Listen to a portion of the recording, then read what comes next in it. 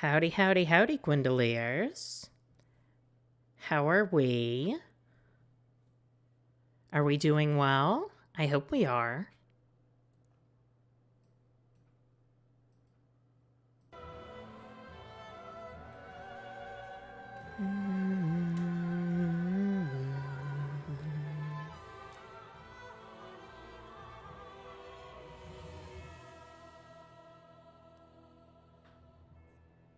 Give me 2 seconds. I'm almost ready to go. Okay, there we go. Woo! Forgive me. Bit of a butterfingers today.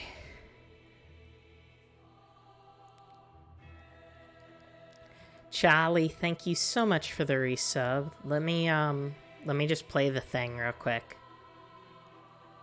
Now thou art a blade of the dark That's for you, Charlie. The enemies I know of it the says me, lords but like, by the power you know what of I the mean. dark sun.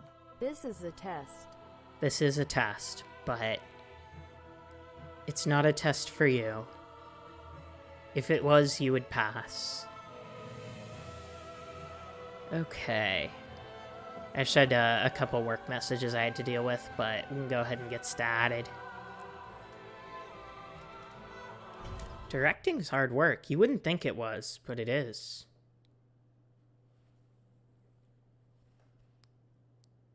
The pickaxe is such a weird item. Like, it's pretty useless, but it has a really, really good weapon art. Oh, yeah, I've got a bunch of new stuff to spend points on. I have some other options that I had to turn off for the Lorethrough, but, like, we have a bunch of options. And, when, on non-Lorethrough days, I'm gonna have them all on.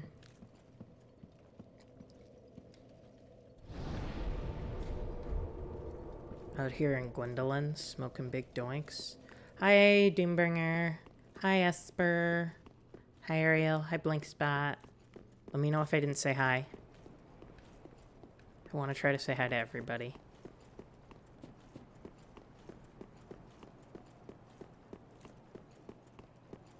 Just gonna run through here to unlock the shortcut, because there ain't exactly a ton of lore.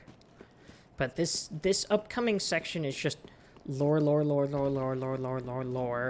non-stop, and it's like, I'm hyped for it, but goodness gracious. We talked about Irithyll lore, and we got all the way up to Pontiff Sulivan. We killed him, but we haven't talked too much about it. All we know is that he poisoned and locked up Gwyndolin like a motherfucker.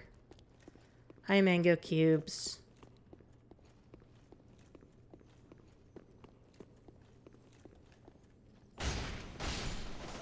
Easily one of the most satisfying kills in the series.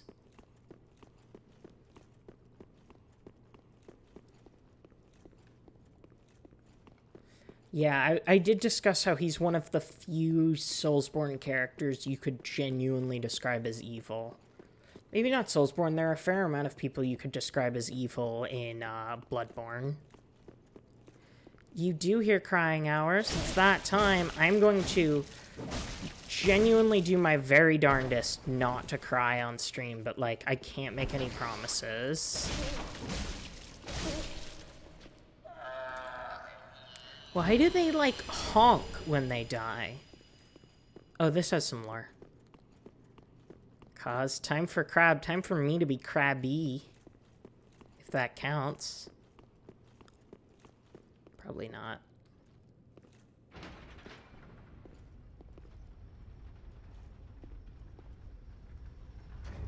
Really?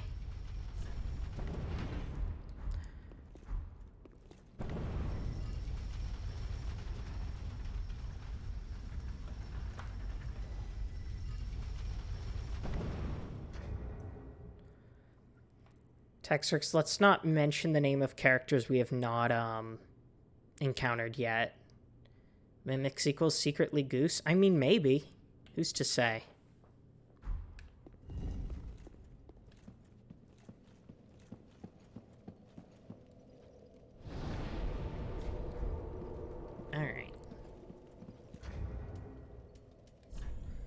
that then? Oh yeah, we got his soul and we didn't use that yet. Oh yeah, we found out that Sullivan poisoned and imprisoned Gwyndolin, and fuck that. Here's some lore.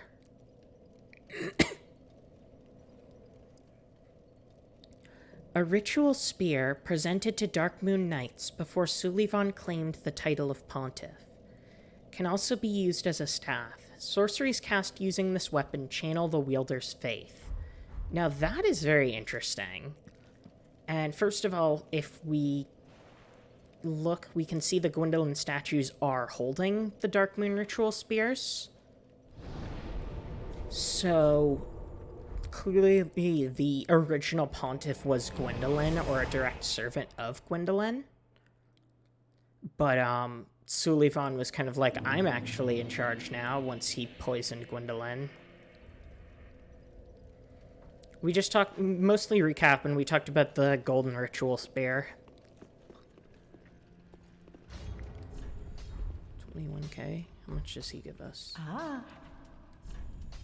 Only 12k? What a loser. Ashen.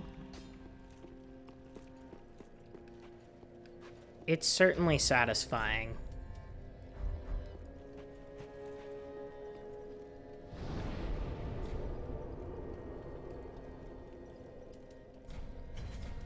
I don't know if you can hear it, but my cat is snoring like a motherfucker. Cooper is here to help me, to help co-stream.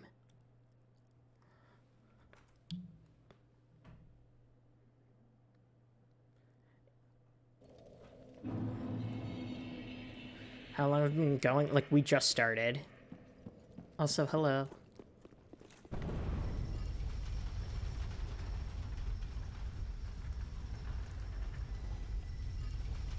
You are on time. We've mostly been recapping.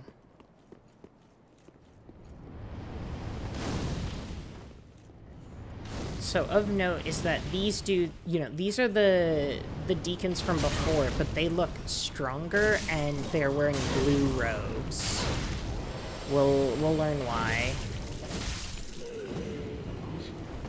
Yeah, time zones. I get it. Bosses that inflict status effects are bad. I will stand by that until my dying day.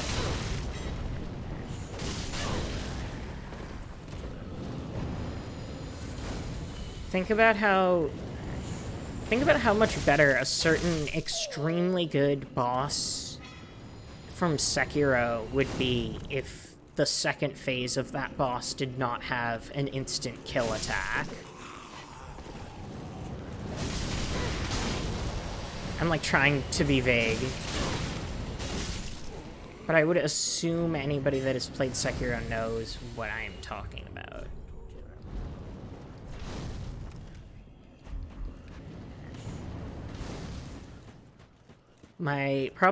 No, not my favorite boss in the game. Maybe my third favorite boss in the game. But that one effect just drags it down. One of these days, I'll open up commissions again, and then if I'm commissioned to, would be happy to write a Sekiro boss ranking after I replay it.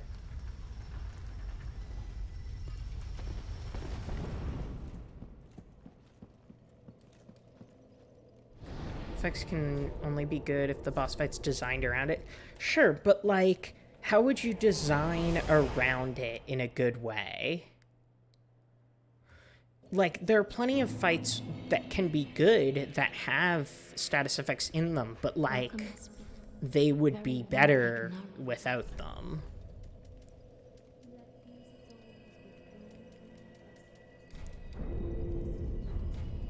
Farewell, Ashen. Like, Sanctuary Garden would be better without the poison. Sekiro is quite good.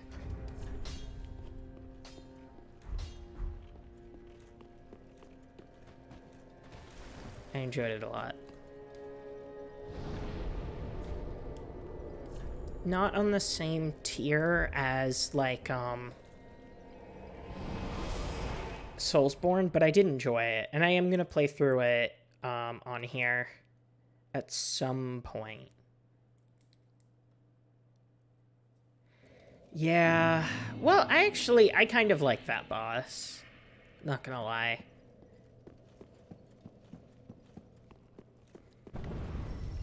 Oh yeah, how many... I'm not sure how many people are here that have not seen 3 before. I know we have them, because I had some people mention it last time. So if you have not seen Dark Souls 3 before, speak now. Hi, Gopher.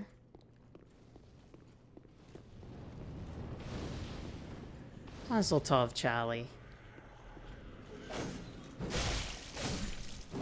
Okay. I'm glad we have some, because this next bit is extremely good. If you are familiar with the series as a whole.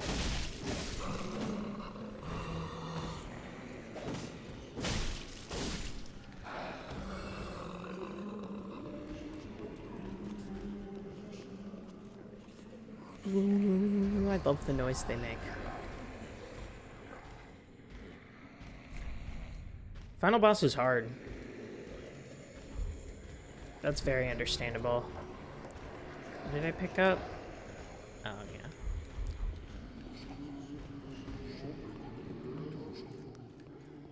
So there's a bunch of dead giants here, and that will have relevance when we play Dark Souls 2.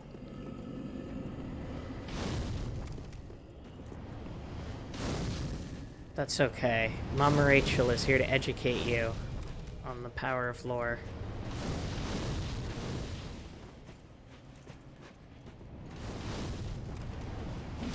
So these guys are Drang Knights, which is the country from Dark Souls 2. We will get to discussing them, but the reason they are here is in part because they really don't like giants, and in part because they are Aldrich Faithful, which is a group that stands in the way of Aldrich. God, the twin spears are so fun, but they're so easy to parry. Like that.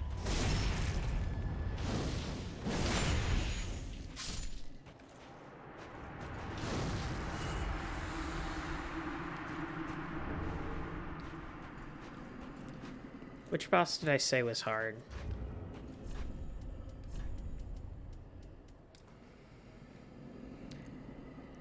Paired spears of the Drang Knights proclaim descendants from the land known for the legend of the Linking of the Fire. When the Drang Knights disbanded, they scattered across the lands as sellswords. They quickly became known for their shieldless, aggressive tactics that struck fear into the hearts of men. That's pretty intense, in my opinion. So we're about to hop into some lore heavy stuff.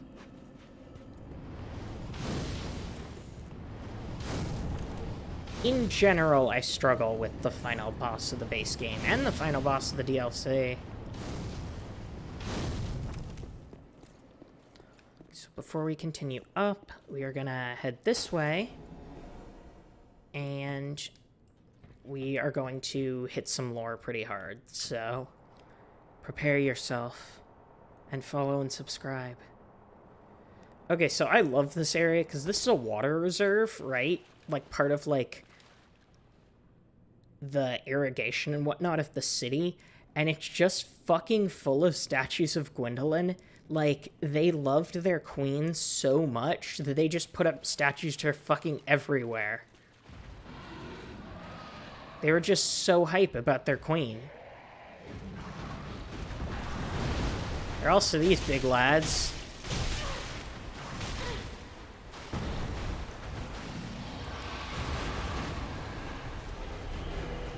If I remember right, these lads are weak to bleed. Oh, come on. Okay. God, we're really doing solid damage. Even the sewers. Oh, that has some lore, so hang on, I have to Sullivan made these fucked up dogs. The Pontiff eye rings, which are enchanted by his magic, like his dark sorcery, turned human knights into these things. Yeah. They were, in fact, originally people.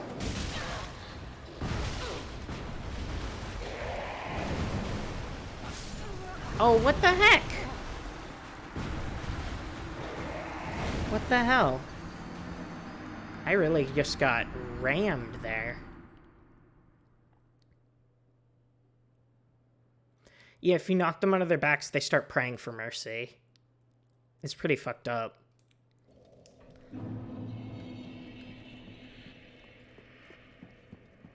Like, the Outrider Knights, the smaller ones that are like mini-bosses, are...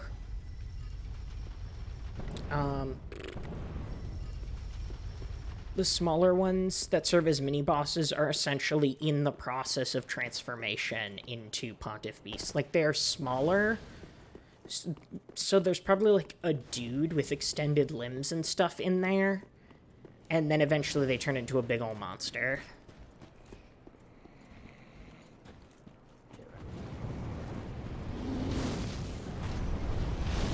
Mercy simps? What do you mean?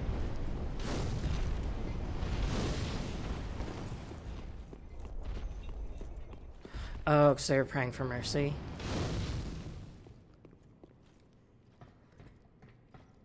Like, Mercy... Mercy's from fucking Overwatch, right?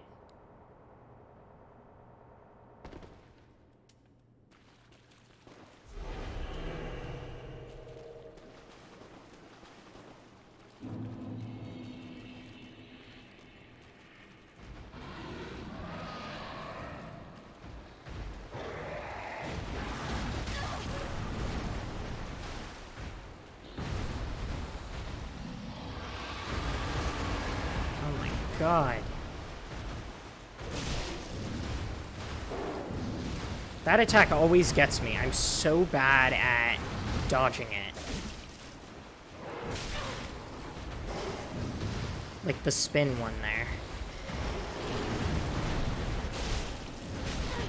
This area is really hard too, because it's like, I can't even fucking see where I'm going.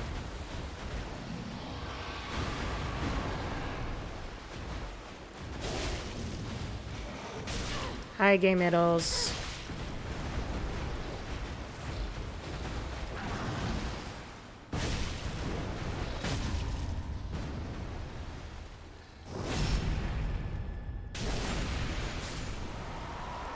Yeah. Hey, we got the FAP ring.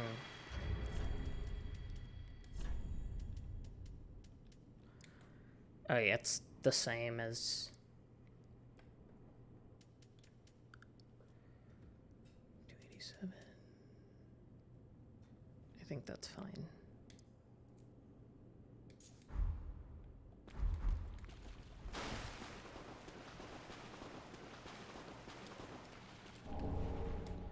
We got the lore on the deep gem, I think.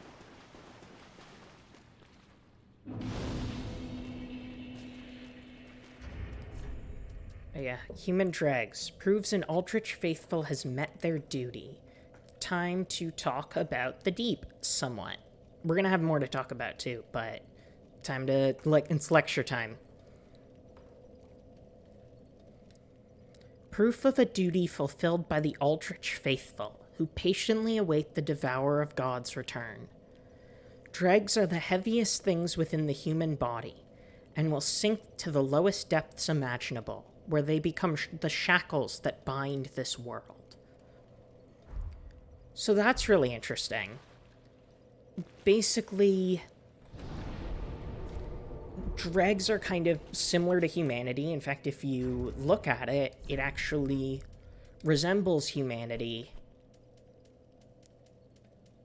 Or perhaps even is humanity, but it's kind of a faded version of it. So it's kind of like souls over time descend in, like, humanity descends to the bottom and fills this kind of nasty void, because, like, since humanity gets separated from the Abyss, when it returns to the Abyss, it's a little messed up. And so that kind of is something within the Abyss that can corrupt the Abyss. And so it's very, very dangerous. And Aldrich is, like, all about it. And everybody has a little bit of them in them. That's why you can pick up soul dregs. But that's, like, the basics of it, if that makes sense.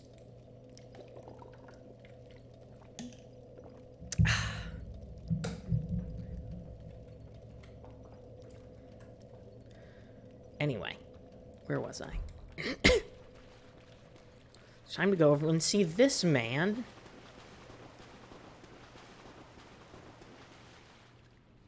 He was, like, kind of dead, kind of alive. McDonald is complicated, but we know that McDonald was one of the 3 archdeacons, Klimt, Royce, and McDonald. McDonald was the one that added, like, dark pages at the behest of Sullivan, so he's very evil. That's what guy?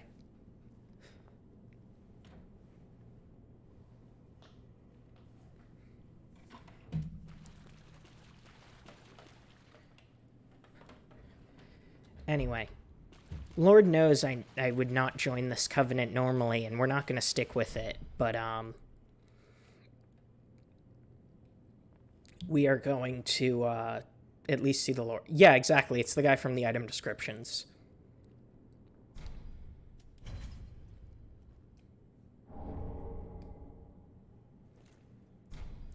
And so we can offer human dregs to what remains, and I think he is sustained by those dregs. Like, if you look at him, like, abyssal material is, like, coming out of his eyes.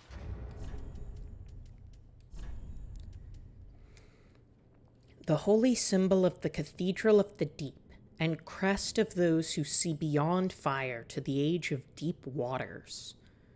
The faithful ensure that Aldrich, devourer of gods, remains undisturbed by taking the form of loyal spirits and hunting down those who had trespassed the ruined cathedral.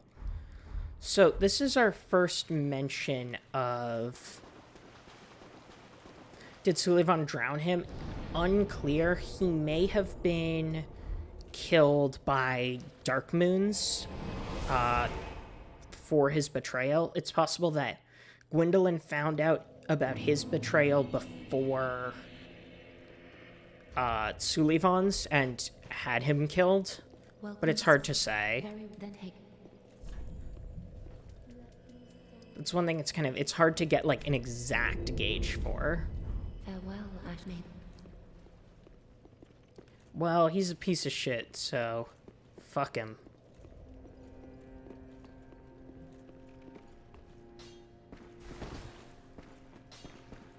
Oh, and Does he have anything? Yeah, he sells scales, which is like, damn, where'd you get those?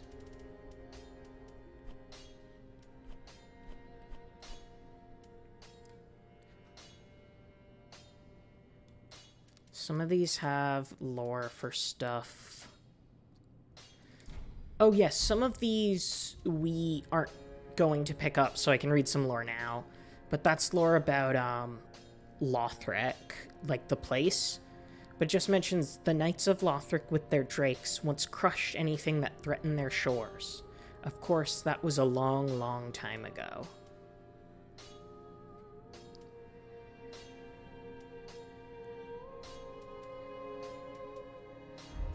goodbye. Let's see, do we have anything else we can take care of? Oh, I should talk to the Firekeeper. She'll occasionally have some unique dialogue. Welcome, Husby. Ashen one. Soft Not ashen. yet, though, I think. Farewell, mate.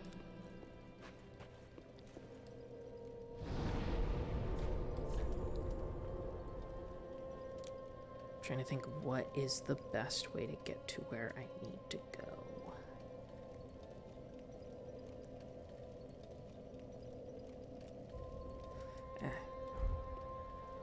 Yeah, I like that she moves around the shrine too. Like, she'll sit and chill out. And we discussed this already, but she actually responds to your emotes. Next time I go back, I'll show it. I'll show it again. It's very cute.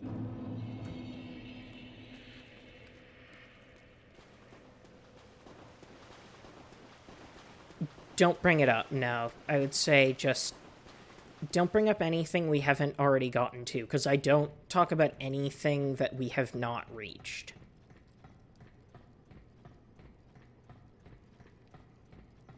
Yeah, I love her. I think she is my favorite level up lady as much as I love the doll, and I'm not going to spoil why, but she actually has her own questline that's really, really good.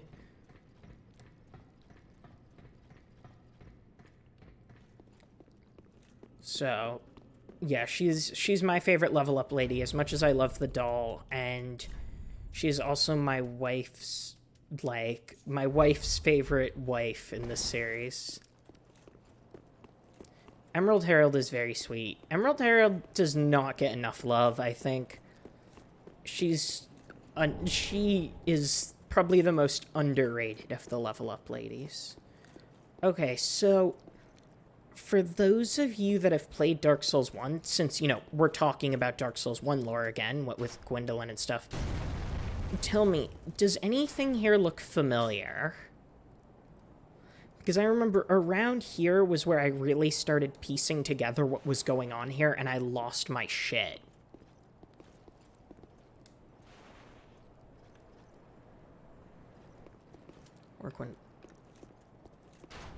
Also, this might seem a little familiar. It's the fucking archers.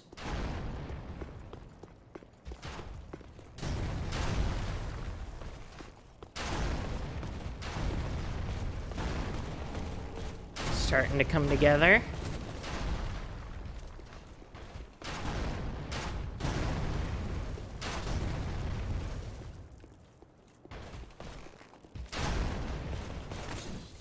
There's also like 50 times the fucking archers now.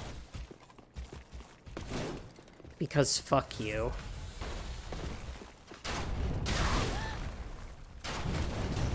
Thankfully, they have a very limited aggro range as their saving grace.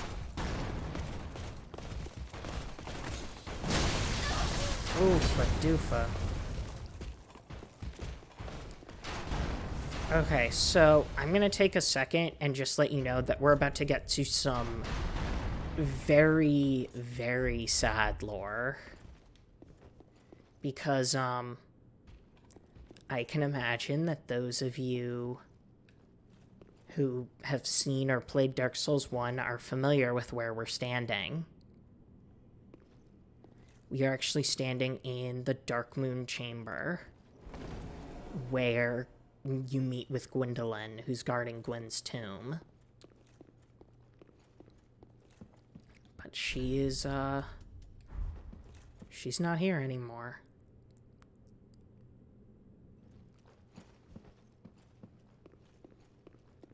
And I'm gonna shut up for a minute, because this bit just makes me really sad.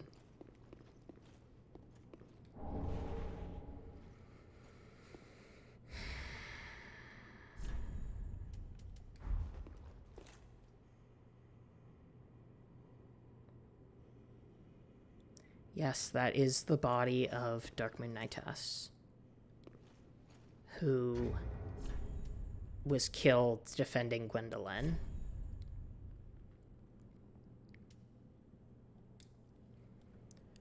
Armor of a knight once known as the Darkmoon. It is said that this brass armor hides something hideous within. Something about its silhouette suggests femininity. So there we have a reference to another instance of lore bias, referring to her as something hideous, which we know she wasn't.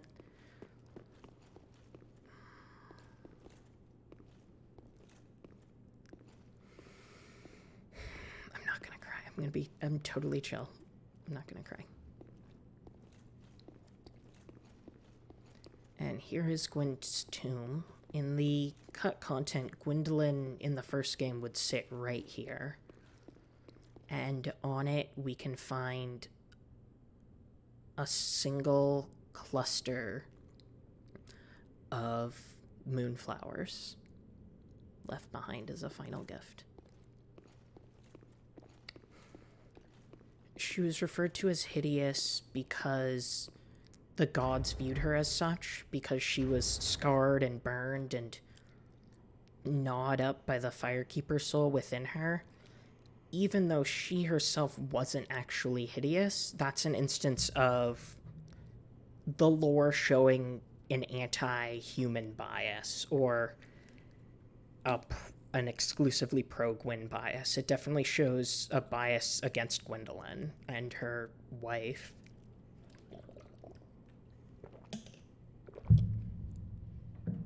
Now, this does reveal a bit of a silver lining. And I know that sounds crazy, but trust me. That means that throughout the thousands and thousands of years in between Dark Souls 1 and Dark Souls 3, Darkmoon Knightess never left Gwyndolyn's side, which means that they were extremely, extremely close for those thousands of years, and given her placement in here and the moonflowers present there, she most likely maintained her very close relationship, which we have discussed is actually romantic. So I do think it is sweet that she stayed by her side and, stayed with her until the very end.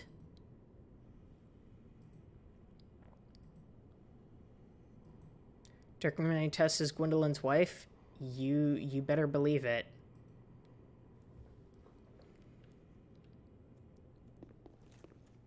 Yeah. So here is my theory about what happened based on this scene here present. I have reason to believe that basically, okay, let me just put it this way. What seems likely is, given the presence of the moonflowers on the grave and Darkmoon Knightess, it seems likely that Gwyndolin, despite ill, may have been visiting the grave to pay her respects to her father when she was ambushed by Sullivan or Sullivan's, followers, when Darkmoon Knightess tried to defend her, she was, unfortunately, tragically killed. However, there is also a silver lining there that I'm not going to get into just yet, but we do have some good lore to discuss now. There is some misgendering involved, but it actually, I feel like most people are familiar with this ring. Reversal Ring. A divine ring granted to the Darkmoon Gwyndolin in her youth. Causes males to perform female action. Basically, it changes your biological sex, but they couldn't do that in the game because they're cowards, but that's what it does. Gwyndolin was raised as a daughter through the aura of the moon, and was said to behave like a sullen, brooding goddess. This is, in fact, the fabled Ring of Transgender, as has been discussed many a time. Basically, we mentioned back in Dark Souls 1 that Gwyndolin does have AFAB anatomy. I hope that's, the right terminology. AFAB anatomy. And that would be because she was wearing this ring.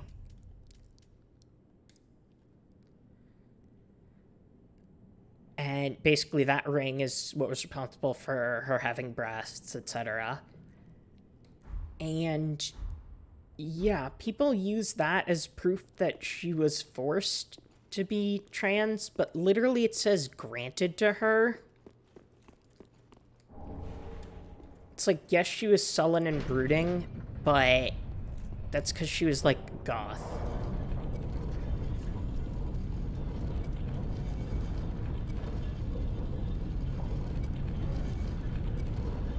Exactly. And I think it is only there because Sullivan took it from her when she was there. Probably as another insult because he's a fucking bastard. There's some lore right here, but don't say anything yet because I'm going to do that in a second. I just want to cover this. Yeah, before we go up because there's a big thing.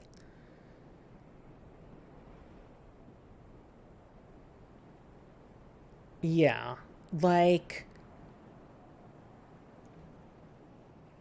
Yeah, I'm personally of the opinion that Guinevere gave her the ring. And I have my own longer theory for that, but we'll discuss it. But the main thing... Another thing worth noting is that also she is referred to as the Dark Moon Gwyndolin in this and multiple other instances, which might actually mean that she,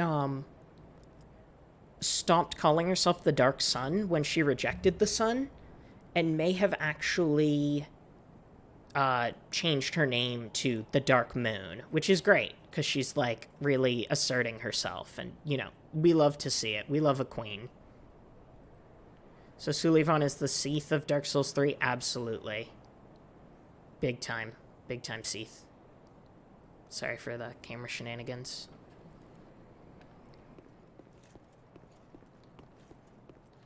Now then, I remember this moment just fucking taking my breath away. I'm sure a lot of you have already figured it out. But here is the explicit confirmation.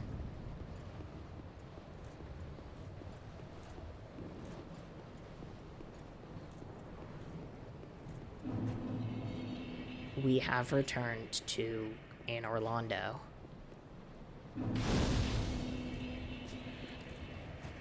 Do you remember back when I did Dark Souls 1 when I... Oh, is it erasing some of them? That's just me being cool. What can I say?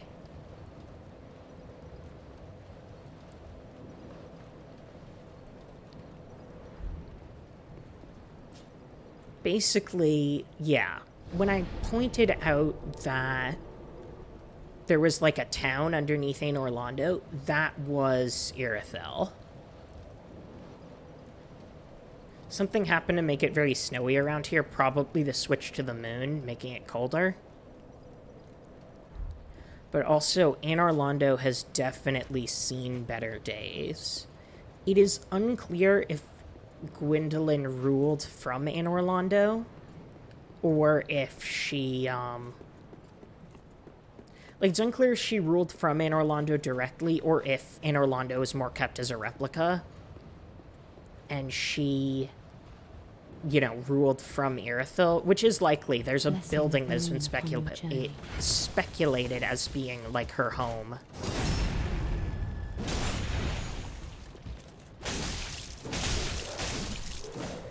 K. Beatty, hopefully I'm saying that right. I can't do all of those numbers. I'm sorry.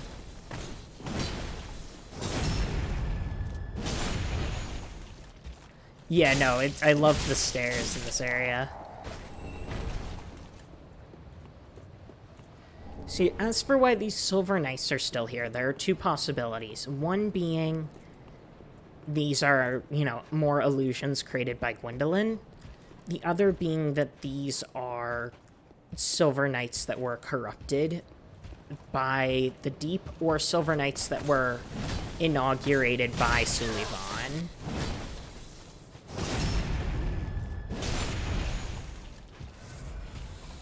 Yeah, they do bleed. So it's possible. So there are a couple possibilities as for who they are. These could be Silver Knights that were corrupted by Aldrich, or they could be new Silver Knights trained up by Sullivan.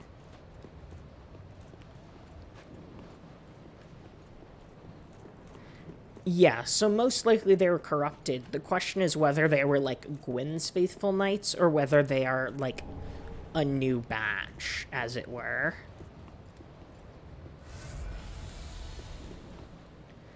Now then, there's a lot of lore to cover in here because obviously it's fucking in Orlando. Which, again, just, God, it just fucking blew me away on my first playthrough. How long ago did Sullivan take over? It's hard to say, but evidently it has been a number of years since he's had time to, you know, turn the population to slaves, do some other stuff that we're going to get into later. But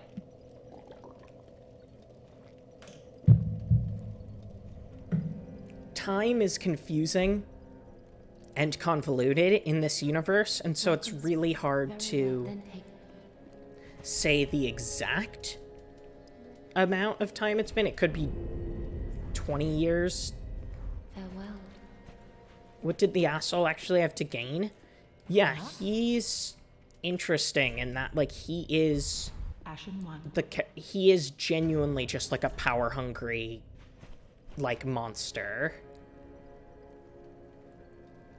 Like, Gwyndolin had maybe the most power, other than the Kingdom of Lorethrough that we'll get to. Probably had the most power, and so he wanted it. Because he touched the profaned flame, and as it's mentioned, a burning ambition took root within him. We'll actually learn more about Sullivan's origins and motivations in in the first DLC of all places. Umbralash of an armor merchant from an eastern land. This merchant, the captain of a clan of hunters, was fascinated with weaponry. It's a dude from Dark Souls 1, I forget his name. Gracious, let I only...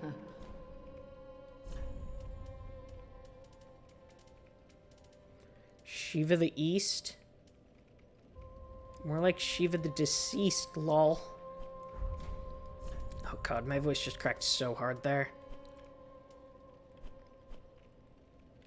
I really hope I'm not getting sick. Ashen One.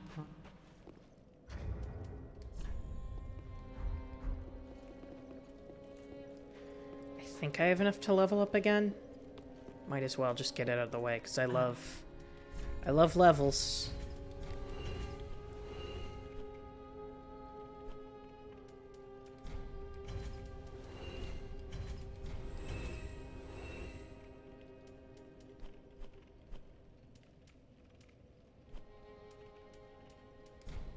Sorry, Popat. I'm not selling the Darkmoon Knightess armor. I would never, ever.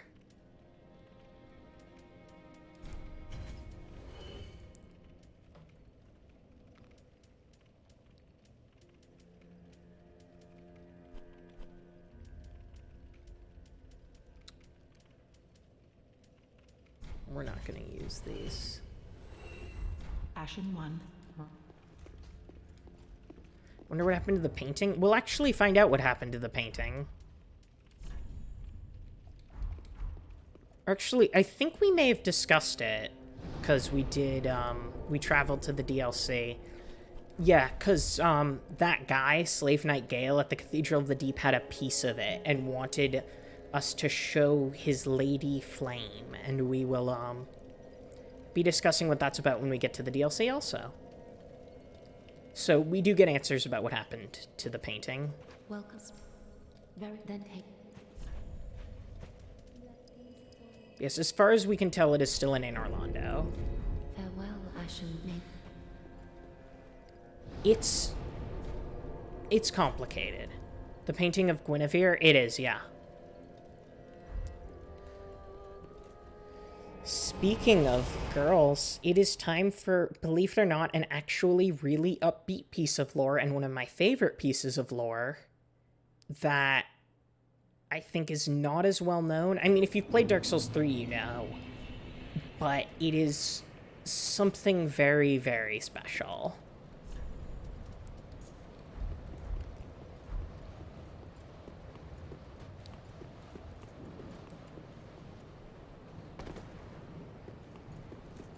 Allow me to show you.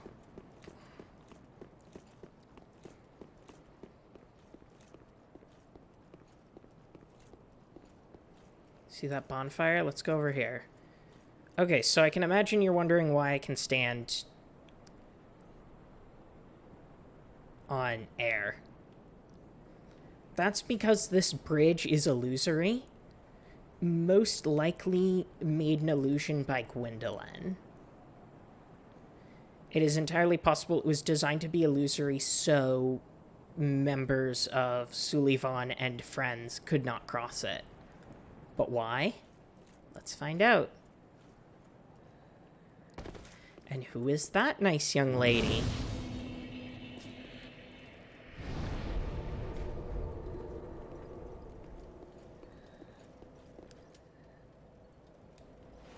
This is Yorshka. As you can see, by the tail and the scales and the tentacles, she is a crossbreed. She is part dragon.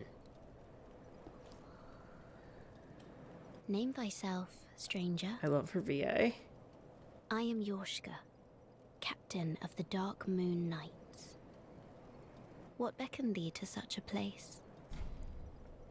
That's really interesting. They're referred to as the Darkmoon Knights rather than the Blades of the Dark Moon because they're, like, in a more official capacity for Irithyll. Thou thinkst too. Very well. Captain to this knightless company I remain. I love her so much. I will grant thee purpose.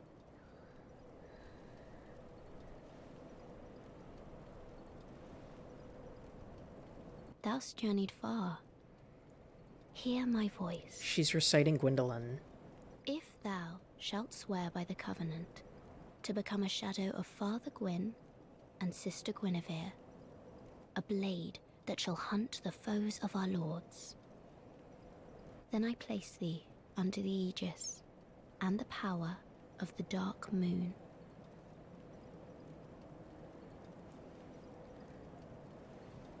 Now, there's some confusion about that line. Thou art now a blade of the Dark Moon, the only knight of our company. Swear this oath and face thy solemn duty. I will. So, she is the captain now that Gwyndolin is no longer present. And one common misconception is the whole Father Gwyn and Sister Guinevere thing. That does not mean she is actually Gwyn's daughter. They're in capital, like, they're capitalized. She's referring to Father Gwyn as, like, the leader of an organization. And she's basically reciting Gwyndolin as saying, why is she so thin? She is, I mean, she has been here for a while. It is referred to as the prison tower. She has been up here for a while and is fairly malnourished. Now, she is not in danger of dying. It's unclear if she just can't die of malnutrition or if she's, like, able to catch and eat birds. Which I like. I've seen art of that. It's cute. I want to, like, get her a burger.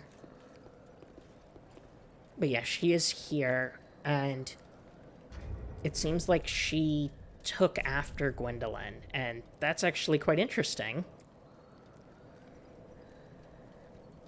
A silver pendant depicting the Dark Moon and a sword, the crest of the Darkmoon Knights, the original Blue Sentinels, equipped to pledge oneself to the blade of the Darkmoon Covenant. When a member of the Way of Blue faces a dark spirit, the blades of the Dark Moon, by an ancient accord, help to root out the invader. Chosen Undead does not canonically kill Priscilla now.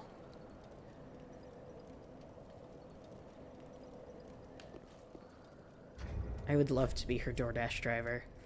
So here is the thing. Let's talk to her, and then I will explain some important lore about who she is exactly. Oh, good blade of the Dark Moon. Welcome home. If I can provide thee succor, only tell me how.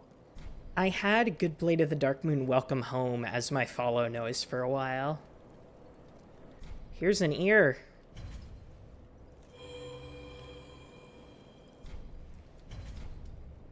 Long ago, our father Gwyn, lamenting the waning of the fire, became cinder of his own will. Now, the fire is linked by the champions who have come in his stead. Such is the will of Father and the gods. And so the Darkmoon Knights took arms to watch over those who link the fire. But long ago, our company lost its last proper knight. Sad. Only its covenant was preserved to this day, until the time of thy visit. Heirdom taketh many forms, indeed. May I put this tower? May I pose This these a prison question? Stands tall and solitary, the contraption bridging its lower reaches long unmoving. So, by what path didst thou here ascend? Oh, this is so cute. Art thou a creature of the air? Or other winged thing? Should we tell her we can fly, or should we tell her that we can't fly?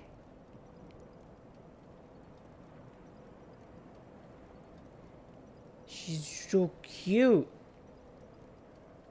And, you know, this is meant to convey she is not super familiar with a lot of things.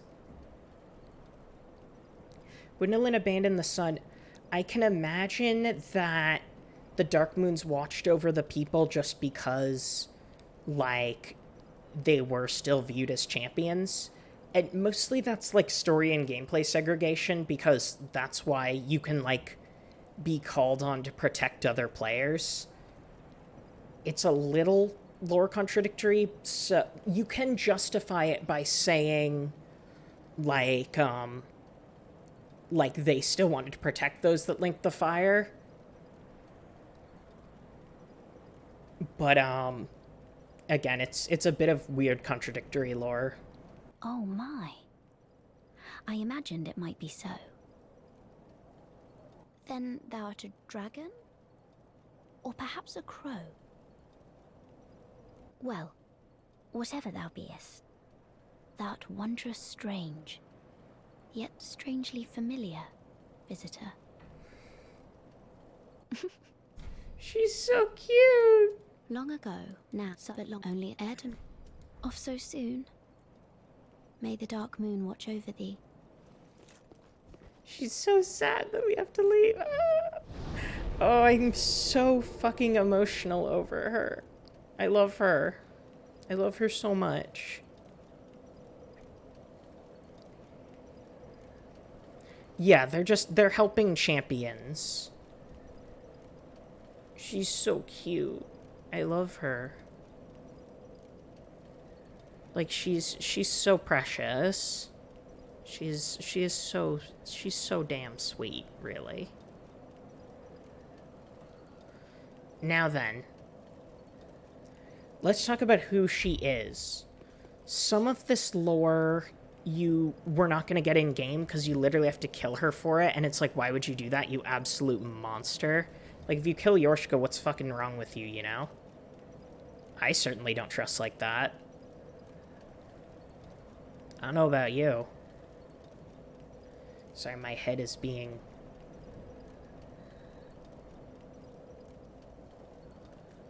Give her a homeward bone. Only undead can travel via homeward bones. She's not undead. Meanwhile, her response if you say no. No, I suppose not. Of course not. Think no more of my asking. I'm ashamed to say I know not much of anything. So, yeah, she is fairly uneducated.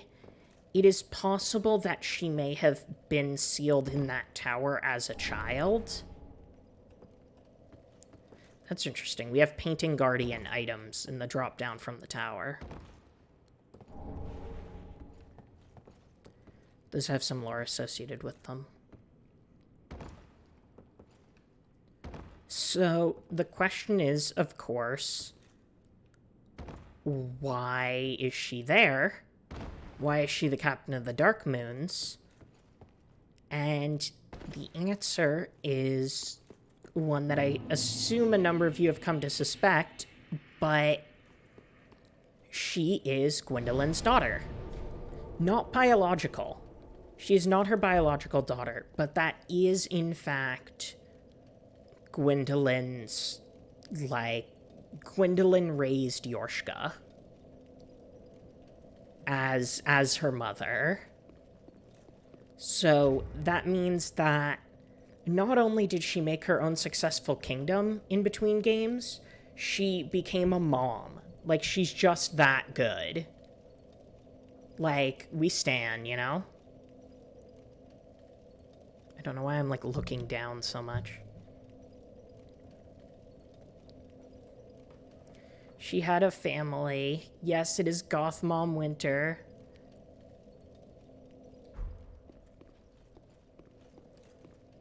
Yeah, I do hate that, like, we can't get her out of there. We should definitely be able to.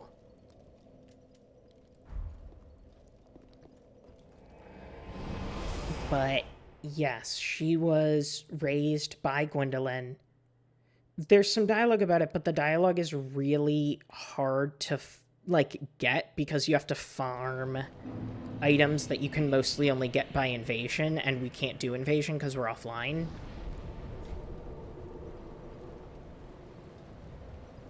I want to take her to Firelink. Okay, I'm just gonna pull up, some info on her here.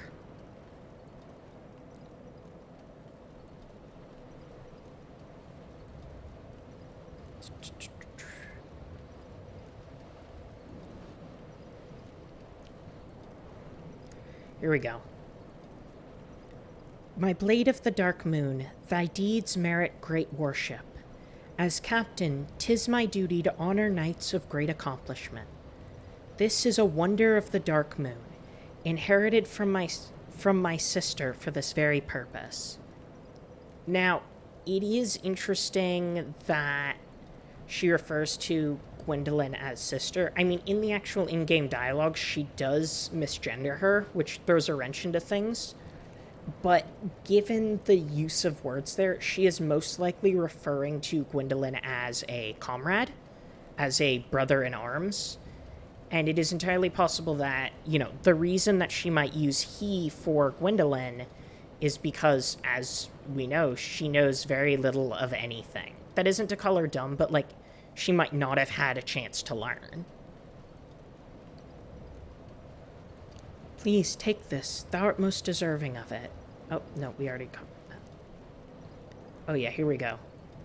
The Darkmoon Knights were once led by my elder sister, the Dark Sun Gwyndolin, but she was stricken by illness, and leadership of the Knights fell to me. So there's more evidence that she was poisoned. Then Sullivan wrongfully proclaimed himself pontiff and took me prisoner. Oh, where could my dear sister be? If only she were here, I would be most pleased for ye both to meet, as most assuredly would she. So sweet. So she says, I wish Gwyndolin was here, and she would be very, very proud of you, which is... Oh, that's sweet. It hurts me.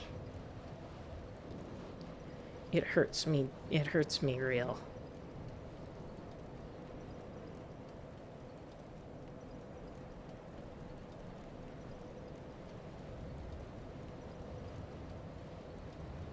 Let's see. You can get a ring from her. Ring of the moon deity Gwyndolin, youngest daughter of Gwyn, the First Lord. Adds many slots for attunement. Gwyndolin, also known as the Dark Sun, commands the Darkmoon Knights and bestows this ring upon the best of them. And you can also get, Darkmoon Blade, which she refers to there. Miracles of the Dark Moon are tales of revenge, but Captain Yorshka recites only for the sake of remembering her sister, without knowledge of its meaning. Perhaps this is better, as revenge is better left to the blades. So she recites the miracle without knowing exactly what it means. So it is most likely that she was in here as a child, but it's really hard to say. Not yet. You didn't miss all the crying.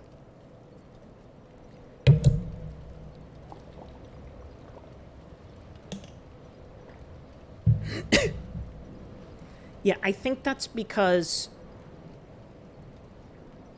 Gwyndolin was not necessarily opposed to the linking the fire. I mean, she didn't work to perpetuate it, is the thing.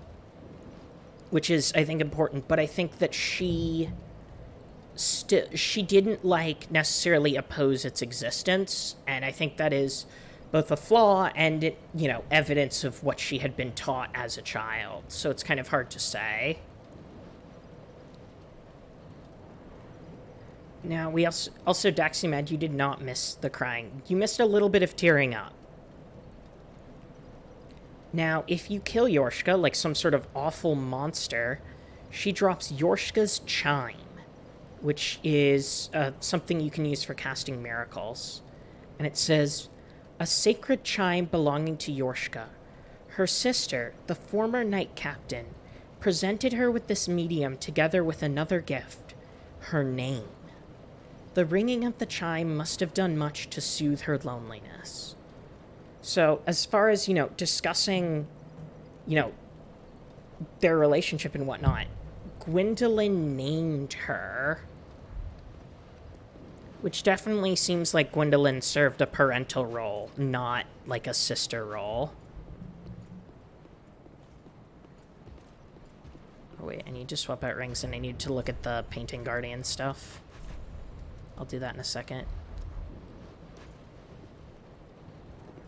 So, yes, even if Gwyndolin didn't necessarily have time to teach her everything, she evidently taught her a great deal. Hats off to you. Alright, what hat do you want? Jesus Christ. Okay, I will hydrate. Thank you, my throat is very dry. I really hope I'm not sick.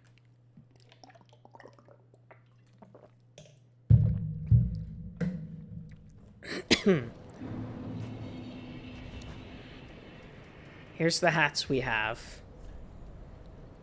Pick a hat, any hat. Yes, she was imprisoned in the tower because Sullivan wanted her there. Perhaps to torture, hence the making the bridge not crossable, or just to have as leverage. I can't put hats on her, I'm sorry. I don't have models for it. Attire of the Painting Guardians, whose forms are described in the mythology of heretics. Absolutely heretical. The hunchbacked teller of ancient tales describes unwanted souls who are unwelcome across the lands and are eventually drawn into a cold, painted world.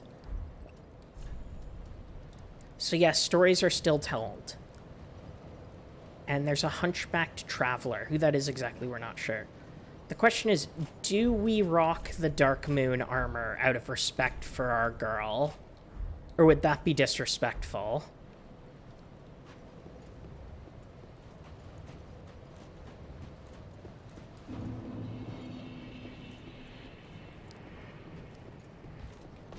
Do it for her.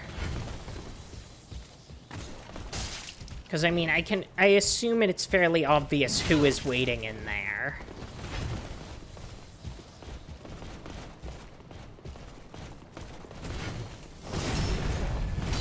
In case it wasn't clear, Aldrich is waiting in there.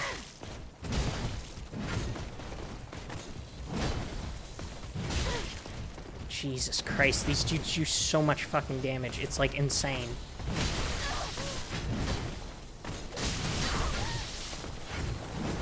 Okay, maybe we're not gonna fight them.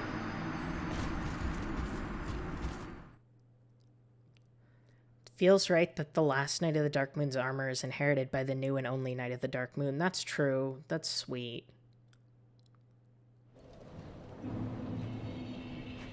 Yeah. I mean, nothing wrong with the cape unless you're Edna mode. I was wondering, was that name supposed to be a pun? It sounds like one of those names that is meant to be a pun, but I never figured out what the pun was.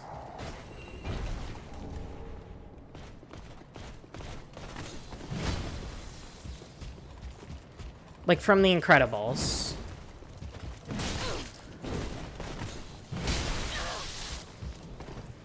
The no capes lady.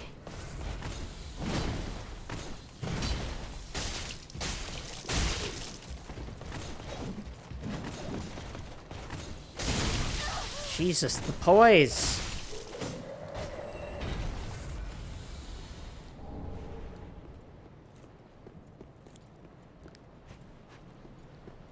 Oh yeah, I forget. Did the did the Painting Guardian sword say anything? No.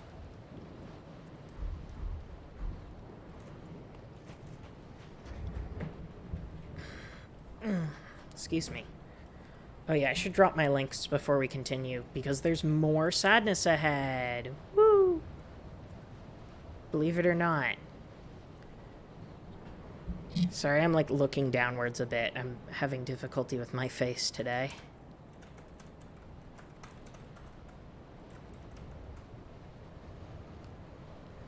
E-mode, a software used at the time the film was made. Yeah, see, I figured it was something like that. That just seemed like it would make the most sense.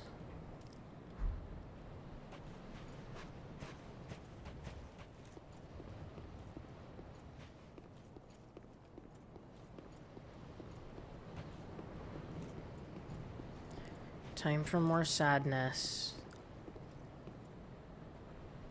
Since Henri changes VA, nothing happens if you use the HRT ring, but the HRT ring does not actually change your biological sex. It just changes your animations, and the animations obviously don't look that different.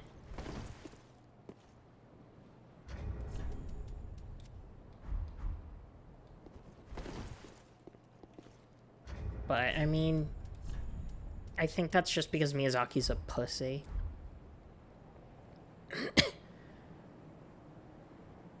VC face? Can you just drop that? Can you drop a link in the Discord real quick? Because I'm going to forget, but I'm going to look into it. No, I mean, basically, it's meant to be like the trans coffin, but I think they couldn't make it work. Time for more sadness. Unfortunately, our dear friend, the giant from Dark Souls 1, has also died. Surrounding him is all of this nasty sludge that seems to have spread through Anor Londo. Like, this place has been defiled by heretics, which is awful. Everyone's dead, and it's all fucking Sullivan and Aldrich's fault. It is said that the giant blacksmith of Anor Londo was once the blacksmith of the gods, and we can use that. We can give that to Andre for some comments from him.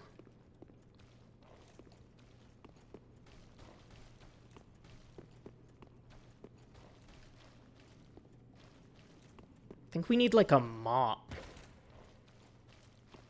Grab a bucket and a mop for this Anor Londo. Sorry.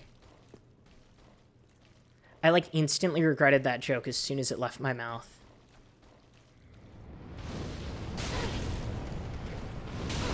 So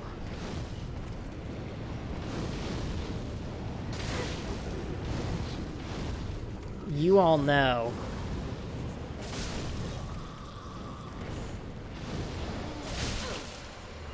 I'm sorry. I'm allowed to make mom jokes. I'm Professor Mom. More ear. You. Fuck off.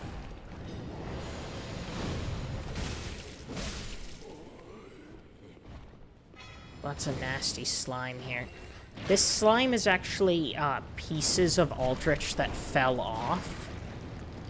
Meaning, like, he's got so much, like, soul and power in him that pieces that are cut off, like, still have a measure of sentience in them.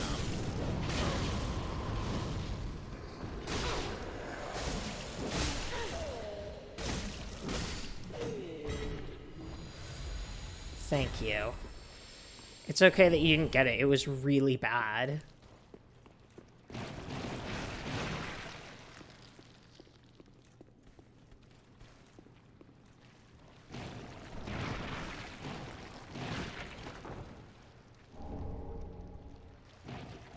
Let's go open up the door. Hello.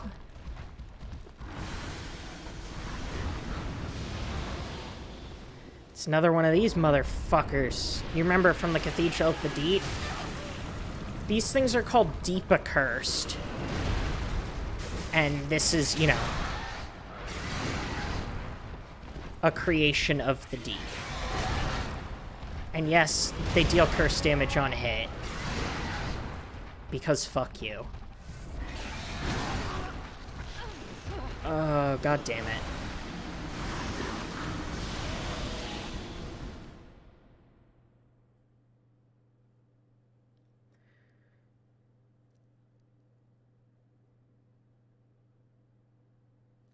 Oh, yeah. I mean, you can definitely see Blooded Born's influence in this one. So we're gonna pop on back to Firelink to upgrade our Estus Flask and give the coal to Andre for some lore. And then I'm just gonna...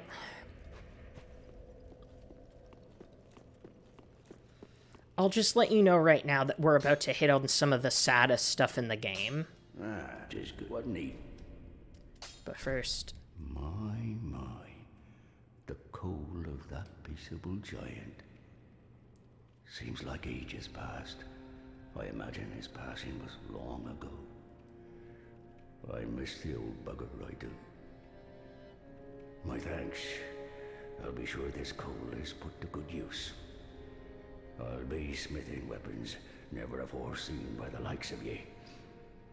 It's but a small service to pay my humble respects.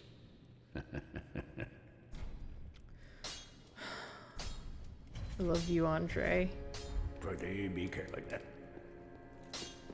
The fact that they were friends gets me super emo. I think it lends more credence to the theory that that is the same Andre. No, I'm entirely with you. I also think this is the same Andre from Dark Souls 1. He might have. I mean, he's very close to Sen's Fortress. Maybe there was a blacksmith union. Maybe they, like, met at a conference.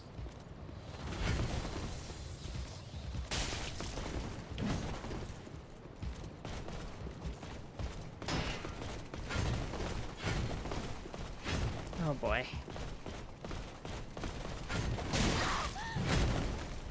I remember there being a way to cheese these guys off the cliff, but like... it was a Zoom call.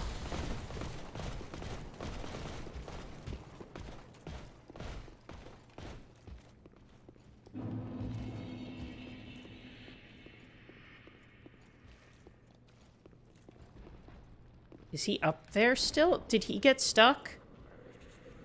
I believe he is stuck.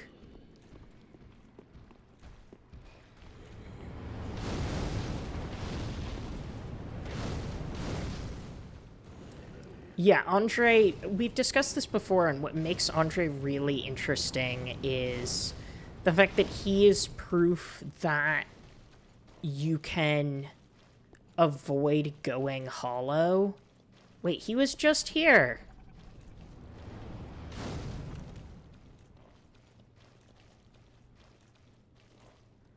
I saw him. Where is he?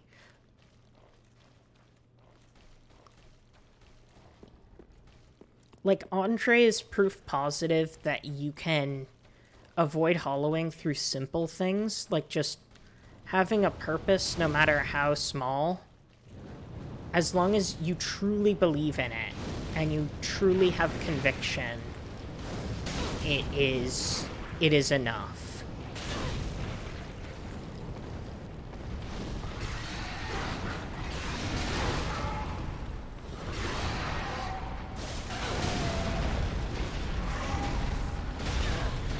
Fuck off. I hate this fucking thing.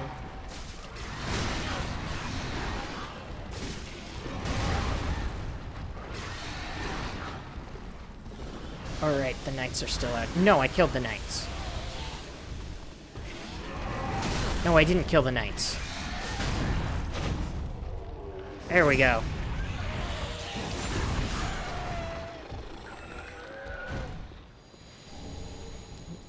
Now this is interesting.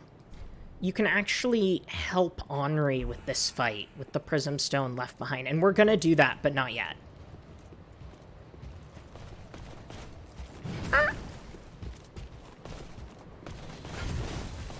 Yeah, I think, you know, he says specifically, like, I am a smith, such is my purpose. Like, I think he really does believe that.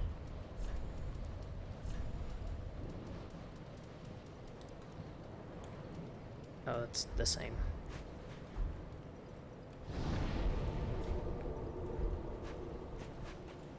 Okay, I need to run to the restroom, and then when I am back, just a fair warning, we are in for some tears. So stick around and prepare for... I'm not going to say prepare to cry, because that's been copyrighted.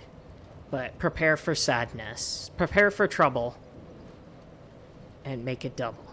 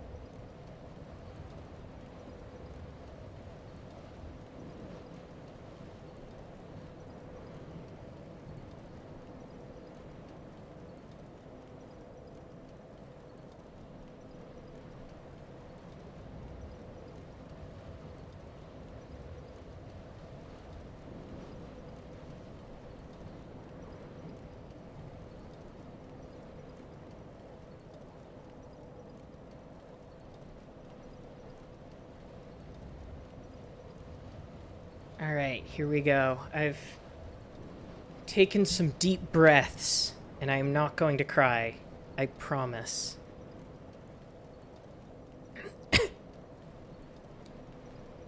I guarantee it.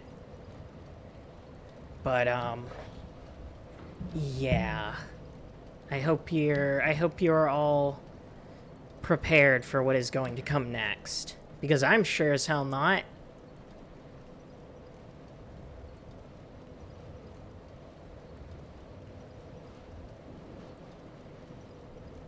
Professor, you're allowed to cry. Thank you.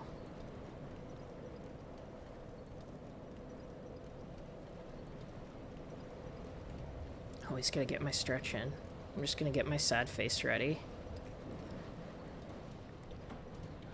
There's like a bunch of details that I need to reveal about this upcoming section, but like I'm gonna be bummed out.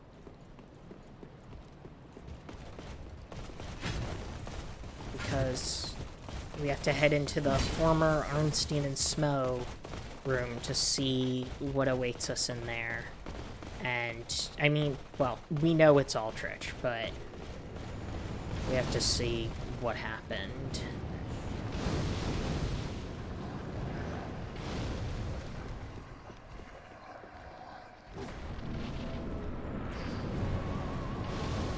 Yeah.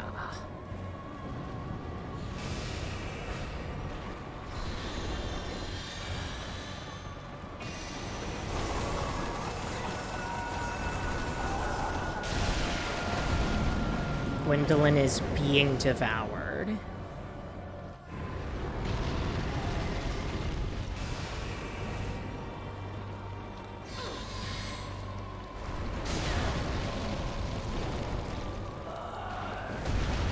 You can actually...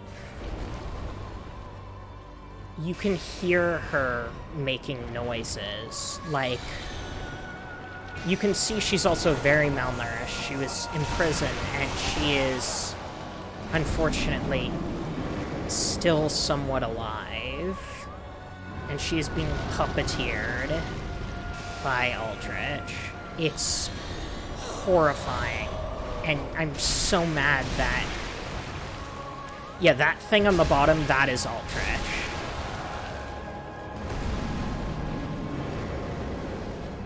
I am horrified by this. That is Priscilla's life hunt scythe. Oh no. Oh, this fucking attack.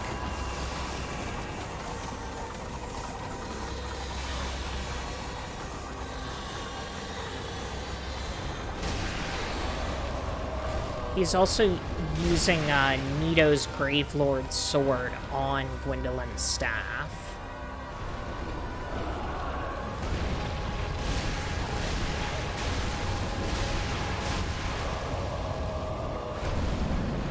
So I'm gonna lower the music real quick.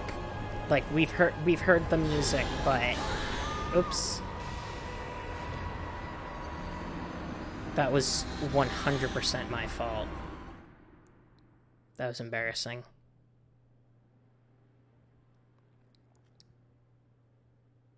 Nobody saw that. I have done Aldrich on the first try. I just didn't manage it this time, but that's okay. Nobody's nerfed. Yeah, I think it sucks because, you know, it shows off Miyazaki's misogyny and transphobia that already plagues Gwendolin's character by subjecting her to one of the single most horrifying fates in the entire series.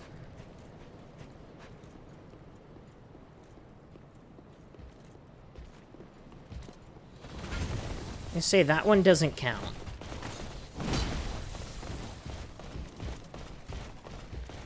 One thing that is also worth noting, and this is really sad, is the fact that the first phase of Aldrich's theme is actually a, like, garbled and corrupted version of Gwendolin's theme.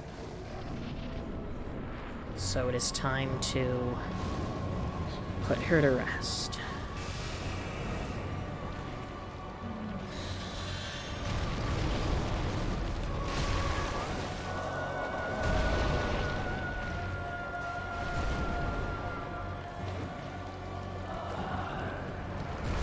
Now, some things we can at least see is that Gwyndolin has actually changed her attire from the Dark Souls 1 area. And so here's a little bit of Gwyndolin information that isn't horribly depressing, is that her crown is a different shape now.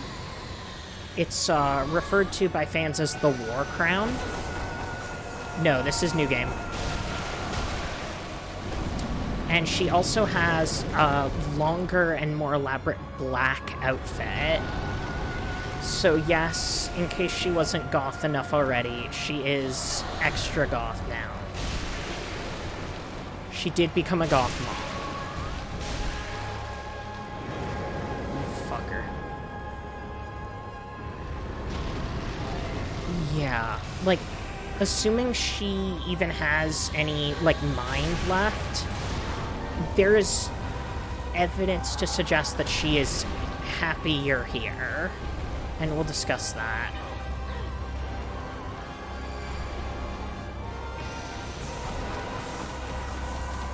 I will swap my hat as soon as I have a moment free.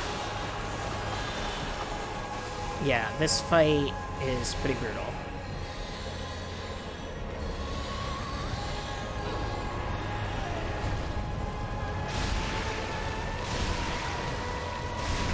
I feel so fucking bad doing this to her, but like...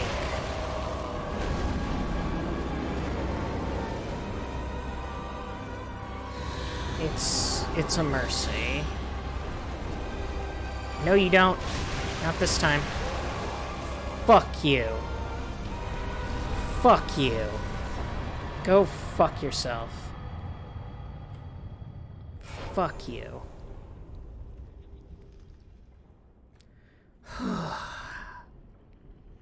And I didn't cry.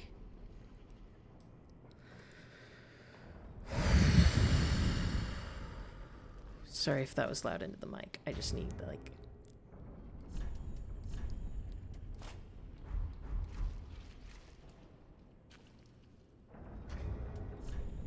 I need a second.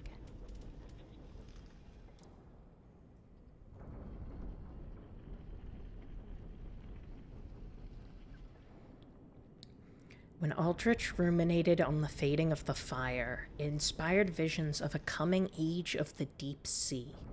He knew the path would be arduous, but he had no fear. He would devour the gods himself. So his soul is corrupted by the deep.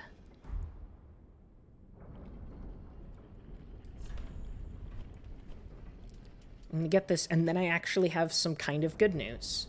It's a stretch, but it is kind of good news. Cinders of a lord left by Aldrich, devourer of gods. Like he's so consumed by the deep there. Aldrich became a lord by devouring men, but was disillusioned with his throne, and so took to devouring gods instead.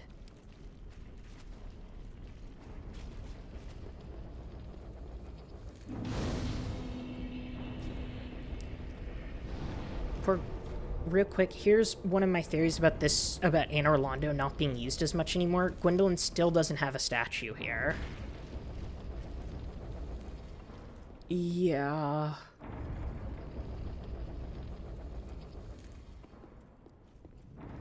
Yeah, that's exactly right. Gwyndolin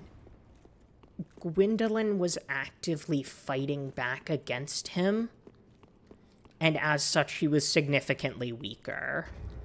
Especially since she would have been able to defeat him one-on-one, but was poisoned and imprisoned. Now, yes, okay, here's my theory, alright? And I will tell you right now, okay? This is 100% speculation and 100% reaching, and do not take this as gospel canon, because most of my stuff I do more research into. But, hear me out, okay? So, one thing that was recently discovered by a Twitter mutual of mine, actually, is that in Aldrich's death scream, you can hear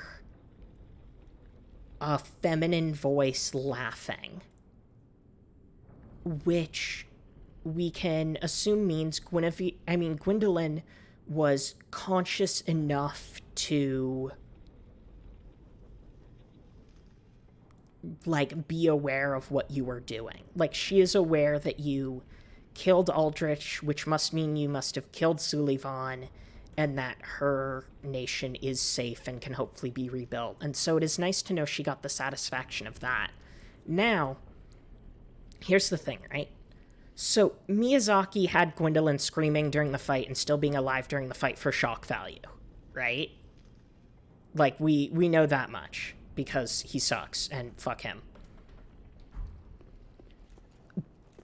But he unintentionally gave us a possible better ending, which is, it is entirely possible then, if Gwyndolin was not killed by that, it is possible that she may still be alive, albeit minus her lower half. So unfortunately, she would not have any more snakes, which is a bummer.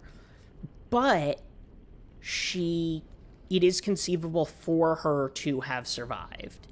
And additionally, it is entirely possible that Helene, our personal name for Darkmoon Knightess, I've described why I picked that name before, but it's based on a specific moon in our solar system.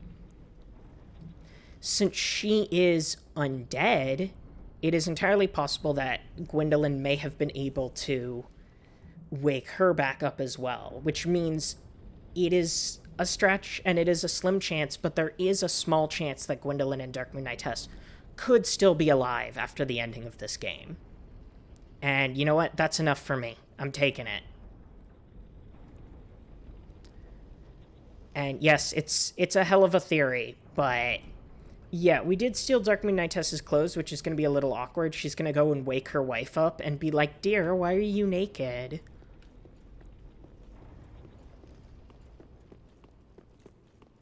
We stole her clothes. It's going to be awkward. No Guinevere. Also, hi, Renoa. I'm sorry I missed saying hi. Sun Princess ring is still there.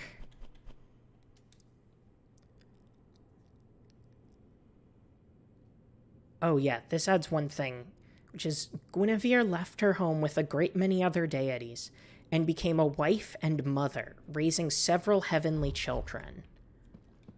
So it doesn't mention the flame god Flan this time, so it might not be who she had the heavenly children with, but we will discuss.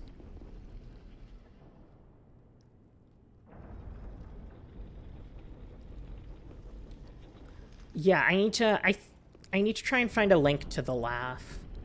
But one way or another, whether or not you believe she survived, which again I will admit is a stretch, but one way or another she got the last laugh on Aldrich, and I'm taking that as a win.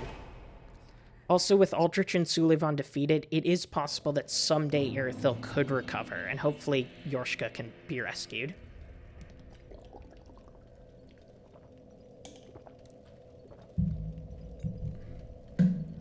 Yeah, the flow of time itself is convoluted, so I mean, like, it's possible. Yeah, it would make sense for her to turn invisible afterwards just because she doesn't know if you were trying to kill her.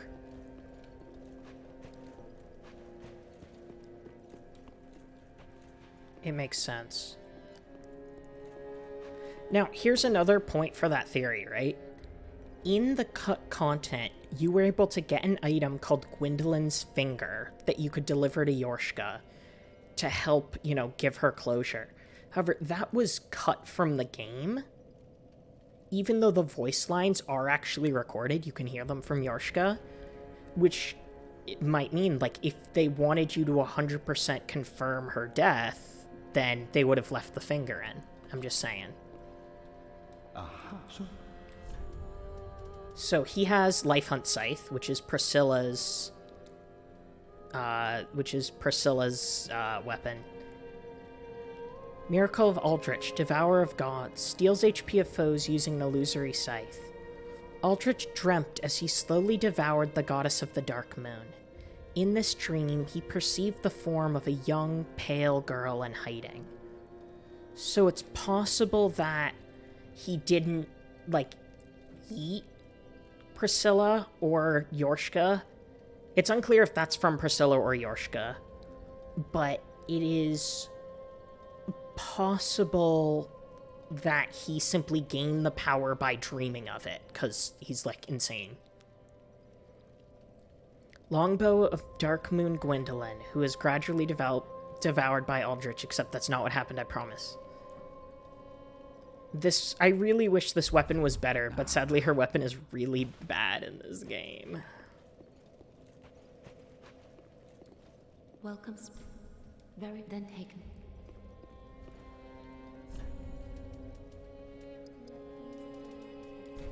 But yeah, that is Farewell, what happened to Gwyndolin. But Up.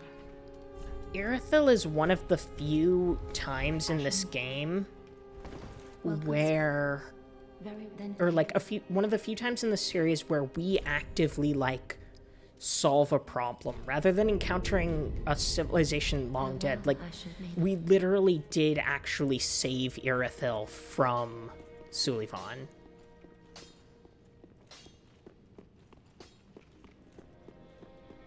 Gwyndolin just popped out of his stomach. Oh, Yimfa. If homeboy Miyazaki wasn't a fucking coward, he'd make it possible to save Gwyndolin. I agree. In fact, there is some stuff in, there's some cut content stuff, and this is purely, like, names and stuff, but there are references to past Anor Londo and Gwyndolin past Anor Londo, which could mean there was going to be some way to interact with her. Her snakes probably reached the stomach. But, like, she wasn't being digested. She was still... I think what happened is basically she was strong enough that she just kept fighting back and made it, like, as hard as possible. She's literally like, I'm gonna make this shit hard to swallow. Because she's just the best.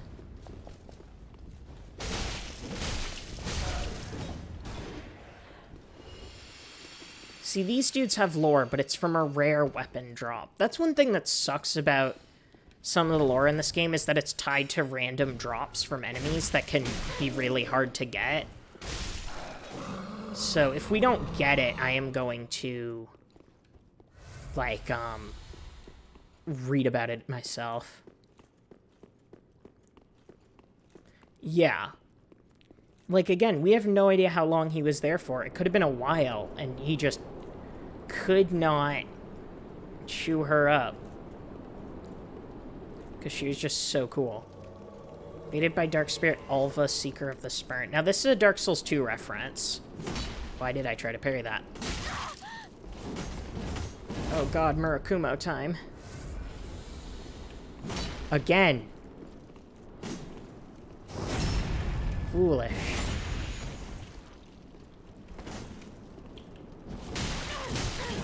Jesus Christ, he really spins to win on that shit.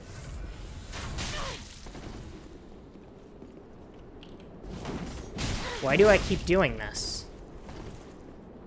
My brain is too addled by being sad about Gwyndolin. Oh, I thought he was gonna go off the edge. Oh my god. Cringe. Cringe-ass streamer. Fall! Fucker.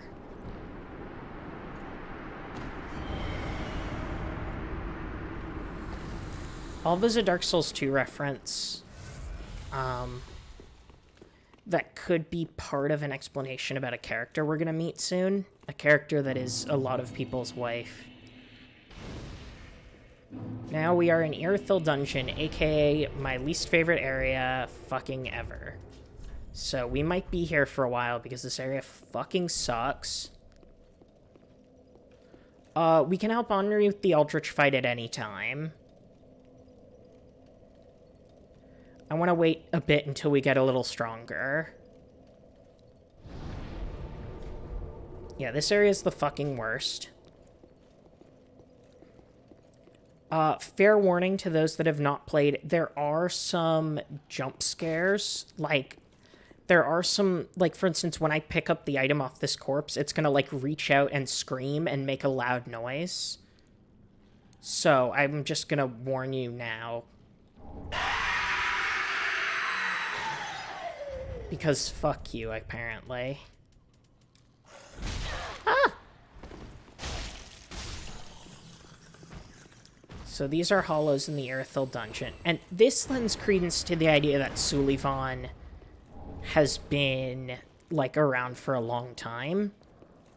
Or, like, Sullivan has ruled over for, like, a good while.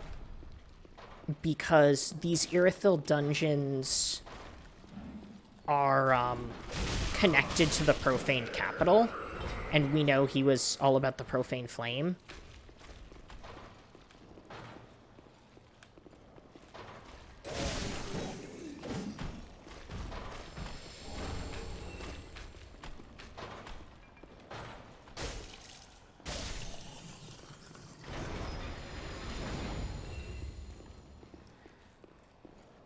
But yeah, like, these jailers are connected to the Profane Capital, which we have heard mentioned. And yes, those fucking lanterns of those... The fucking lanterns that they carry lowers your maximum HP by them looking at you.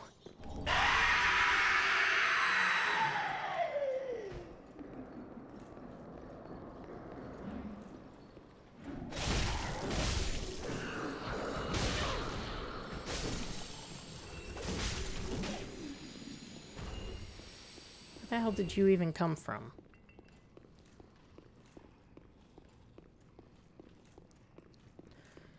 Now, there's a lot of, lore about, like, the Profane Capital and stuff.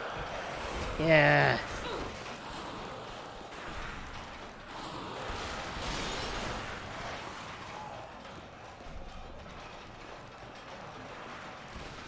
You motherfucker. I know you're there. Fuck all of you.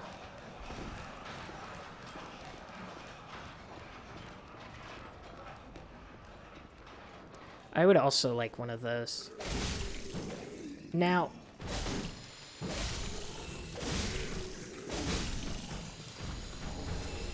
Old Sosowel.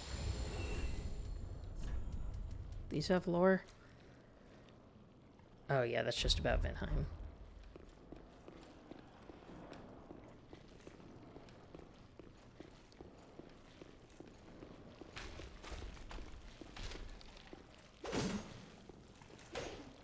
How can I not hit him? His head's through the thing.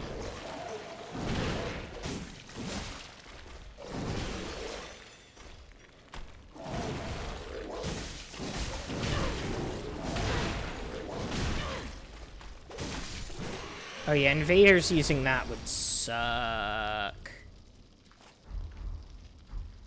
Yeah, it'd be really hard to balance. Great Magic Shield. I forget if that has lore.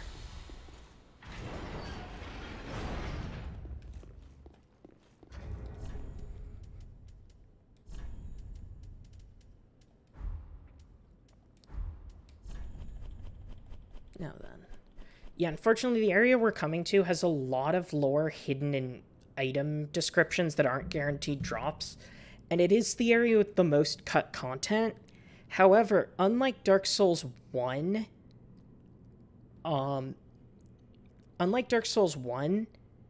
it's not unfinished in a cut content way. It is a full area without any glaring bugs and glitches. But there's a lot more that was supposed to be present in the area, so I will do my best to fill in the blanks as well as reading the lore.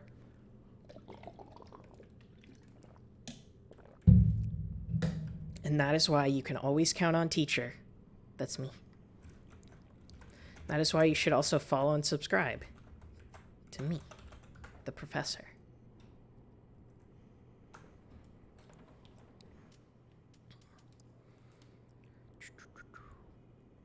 Oh yeah, that doesn't really help us at all. Anyway, back up we go. Posture check, thank you. Is this because my fucking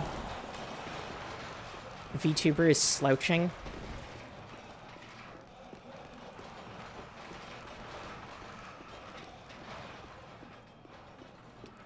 Appreciate those of you that always put in posture check or hydrate, because I am bad at taking care of myself. God, there's so many ways that I could improve those enemies. There's so many ways to fix them. Like, for instance, have them like lower your maximum health but not drain the health they remove, so like when it comes back you get that health back. That's one hydrate. That's two.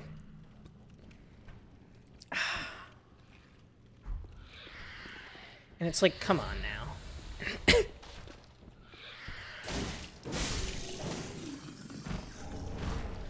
Like, I'm doing my fucking best here.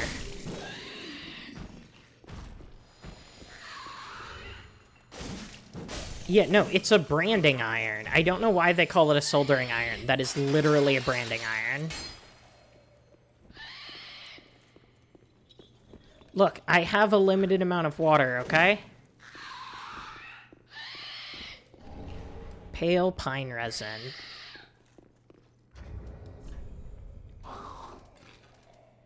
Yeah, no, you can get reduced to, like, 1 point. I don't think they can kill you outright, though. Doesn't really... Now, here is this thing.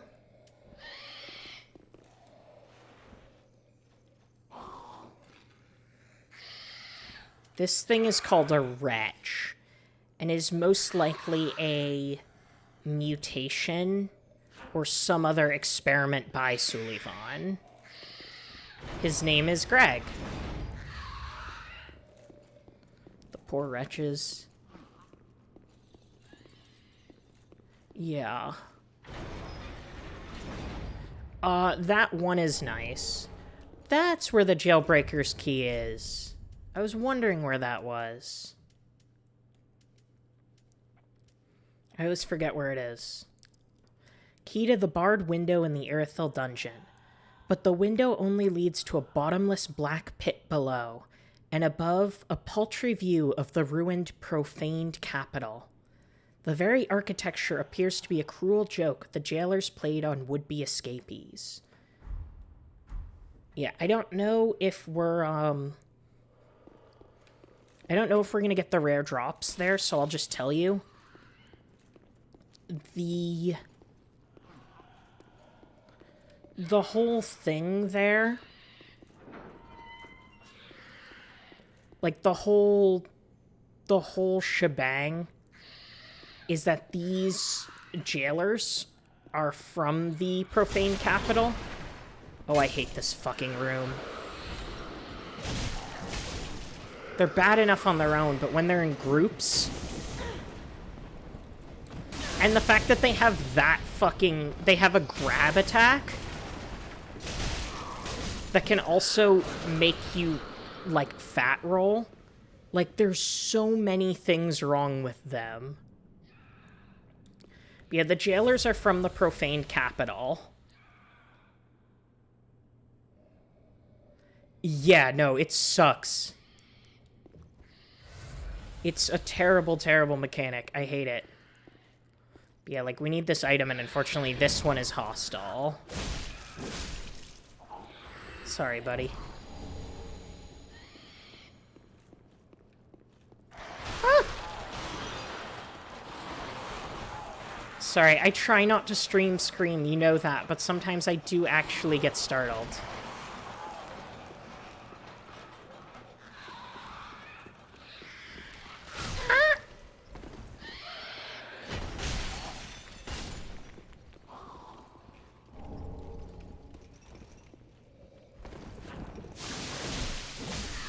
Ugh.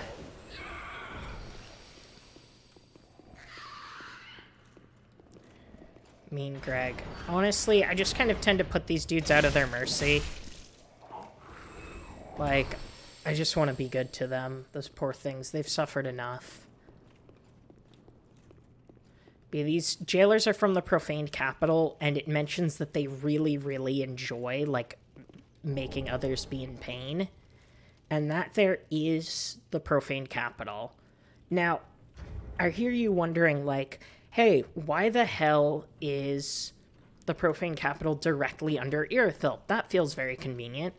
And that's because they're all connected to Lords of Cinder, as we know.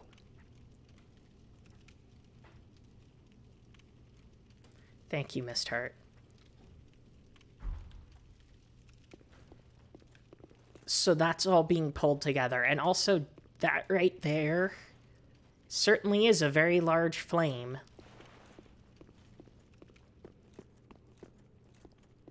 Just remember the profaned flame that we have discussed before.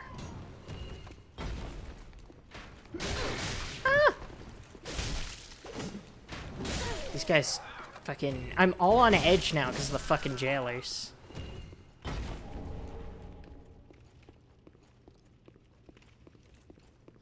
We made it for now, but there's a whole lot more to go.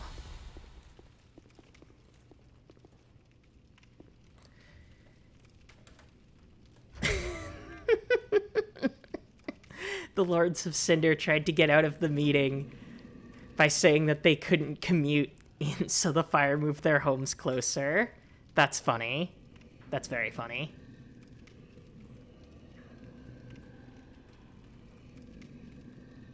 Credit where credit's due. That's very funny.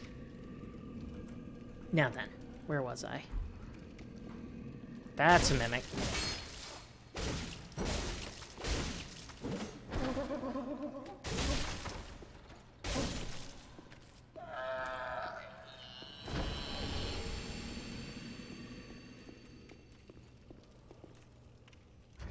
The Lords of Cinder need to unionize? I agree. I think it's time. I need the cat ring for this. Ooh, that was close. Yeah, I would call out of a meeting with Aldrich, I think.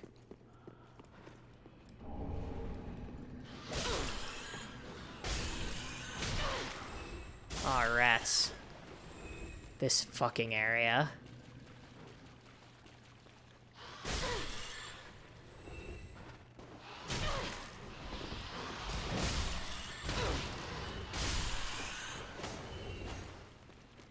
Fucking hell.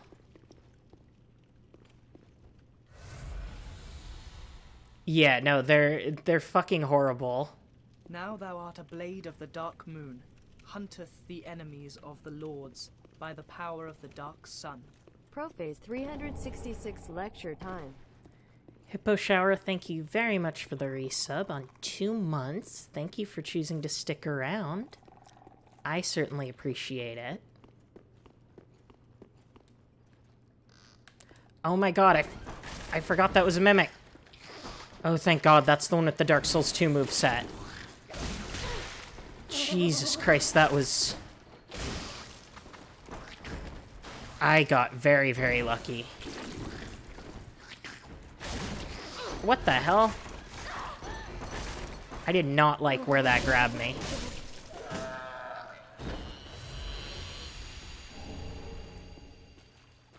Ugh. Ugh.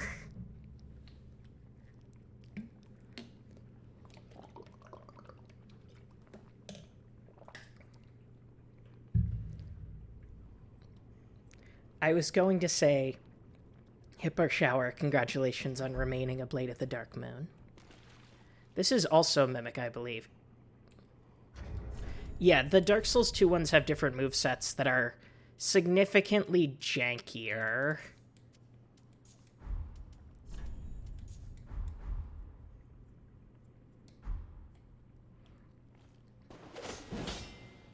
Well, that didn't work.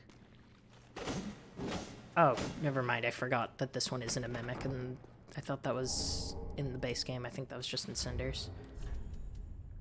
I was gonna read that description, but that's not great.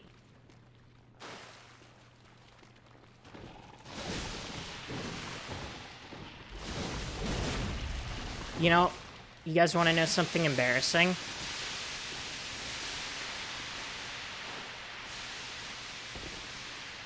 I just nearly referred to those guys as Teenage Mutant Ninja Turtles, because I apparently forgot what a frog is. Or what a turtle is. Oh god. Oh god.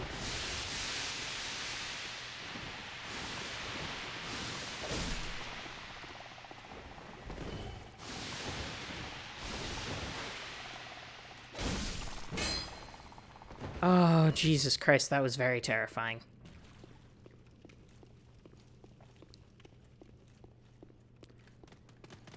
That might be the New York subway system, but this is the Boston subway system. Ew. Okay.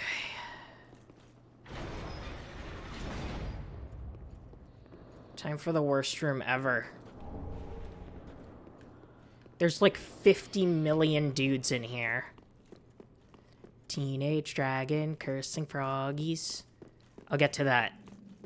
I need a second.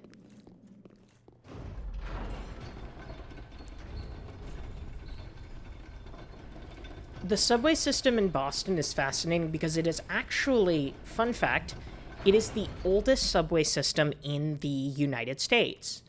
Just as Fenway Park is actually the oldest baseball stadium in the United States, for all of you butches that care about sports out there. And as such, it sucks. Basically, it needed renovations, obviously, as time went on, and so it got some pretty major renovations in the 70s, and then, like, hasn't gotten, like, jack shit since. Like, a couple years ago, my wife was, delayed getting to work because, not when she was on, but a subway car caught on fire. Thankfully, nobody was, like, hurt or anything, but, like, that is how fucked up our subway system is.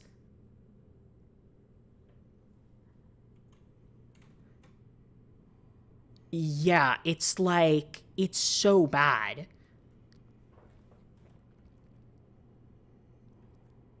I have no idea. I mean, look, Boston's like that. One time when I was driving home from dropping my wife off back when she lived with her folks, I was going through a tunnel in Boston, and there was just a car on fire, like, in the middle of the tunnel.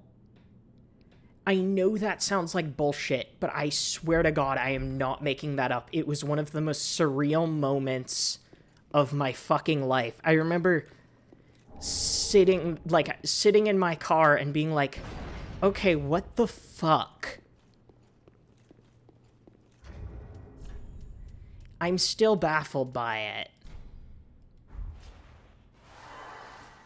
I love the subway system in DC. I used to live in DC, actually.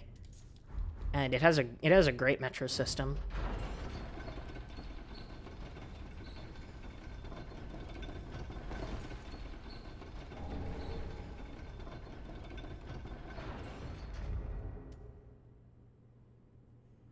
Hell yeah, Notorious HRT. We got Lightning Blade.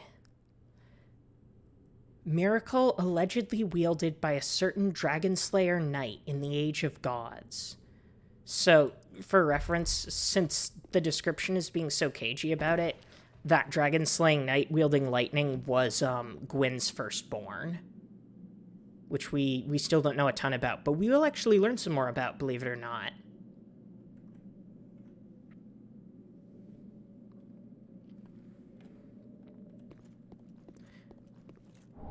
Dragon Torso Stone. And there's the goat-looking dude. Stone imbued with the power of the everlasting dragons, used in a secret rite by dragon worshippers. If you remember, the dragon worshippers were the ones that worshipped the everlasting dragon in Dark Souls 1. From ancient times, the path of dragon worship was walked by warriors. It is said they envision Archdragon Peak in the depths of their meditation, and at times they even hear the distant sound of the great bell at the peak. We have not heard of Archdragon Peak before, but we will be learning about Archdragon Peak in time. Don't say anything. We will come back to this for, like, a lot. Promise.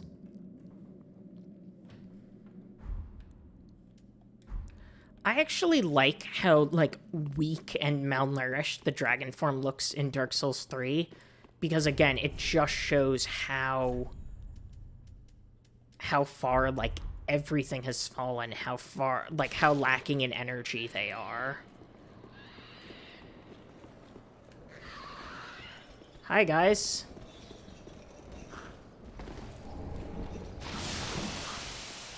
Some lore for you.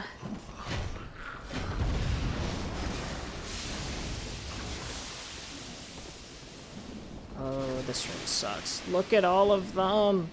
We're gonna have to go back here, but we're gonna have to go back here, by the way.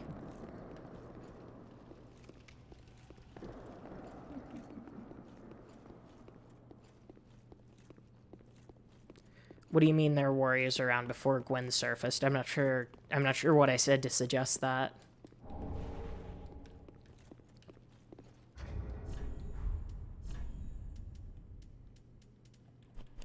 Profaned coal. Coal used for weapon infusion. Remnants of the fire that burned down the profaned capital, preserved in an icy skull. So, the fact that this fire within it actually makes the skull cold is a sign that that profane stuff in it is not good. And we've heard about, you know, the profane flame and whatnot that affected Sullivan, but this seems like a fragment of that. And that's a gargoyle! That was a gargoyle. I'm not sure if we're gonna get the item from the gargoyle, but he has something important. No, dragons weren't worshipped until after the Age of Fire began.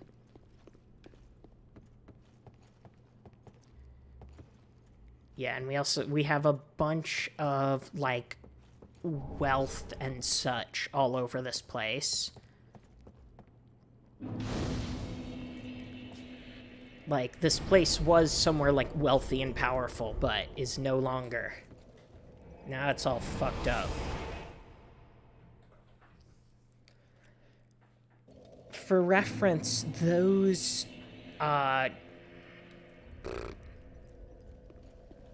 gargoyles are most likely powered by the profane flame, which we can see in their weapons. Yeah, that is... We did pick that up off of a character from Dark Souls 2, Laddersmith Gilligan. Welcome. R.I.P., but I don't like him anyway, so who cares?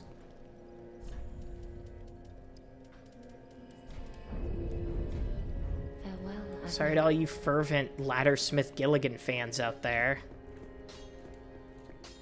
That is, wasn't it? Oh yeah, we got some more for him. The words. Where did you happen upon this coal? This is much too dark. I see the abyss in it. Yet a smith I remain. I won't turn down a request. But forget not, your fight is for the flame and for your fellow kin, just like mine. A cursed fate this may be, but hope remains, does it not? I love everything he says there. So yeah, he's saying that the profane flame has abyss in it, which seems which is like impossible. There's no way that should work, but it does. And he's saying that, like, even with stuff like that, like, hope remains, don't give up.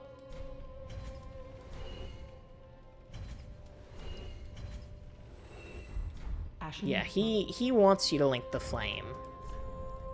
Although, It's unclear if he is aware of the nature of the flame or not, so he might be being bamboozled right now.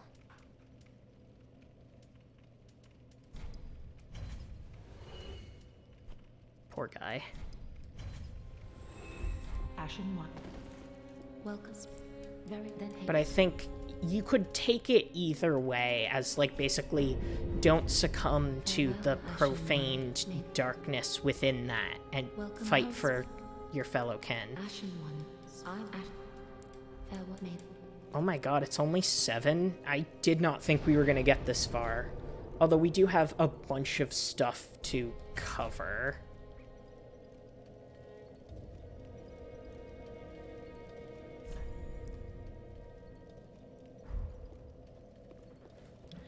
While we do that, let me pull up some item descriptions that we did not get. This is for the fire witches. Hi, vampire. The ladies that were like marching with the slaves. Profaned flame wielded by the Erythilian witches, frigid spirits roaming the Boreal Valley. This torch, both a weapon and a staff, is enshrouded in an everlasting flame. Now that is really interesting, because they themselves are not from the profane capital, but they have flames from the profane capital, which is more proof that Sullivan took flame from the profane capital and used it to corrupt people.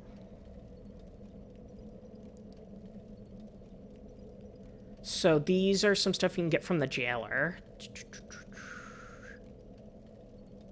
That one doesn't actually have anything. Okay. This is their clothes. Robe worn by jailers of Irithyll Dungeon. Originally ritualistic formal wear. Because it's actually referred to as the aristocrat mask. The jailers were among the few survivors inhabiting the profaned capital, later serving under Pontiff Sullivan. Perhaps the screams emanating from the cells helped them forget their old home. So that is very interesting. Basically, what that's saying is that these were originally like aristocrats and the wealthy of the profane capital, but something happened to destroy it, and they were few survivors. And when Sullivan came there... Excuse me. When Sullivan came there, he recruited them to help out with the torture, because, as we know, the profane flame corrupts people, so it would stand to reason they may be corrupted as well. So that's why they're there. Because I've seen some confusion, because I've seen some people say, like, wait, hang on, wouldn't Gwyndolin have put them there? And the answer is no, Irithyll Dungeon is a Sullivan thing. And Gwyndolin did nothing wrong. Oh yeah, we're about to be heading to some more sad lore, believe it or not. Yeah, this is, real quick, this is the profane capital. It is mostly destroyed, fallen into the depths. You know, fallen into the earth. And, like I said, there's a lot that was cut here. Ah!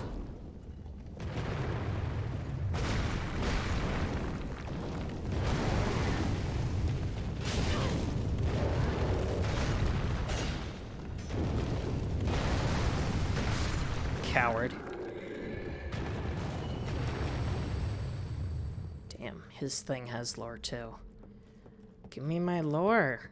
I'm a hound. I'm obsessed.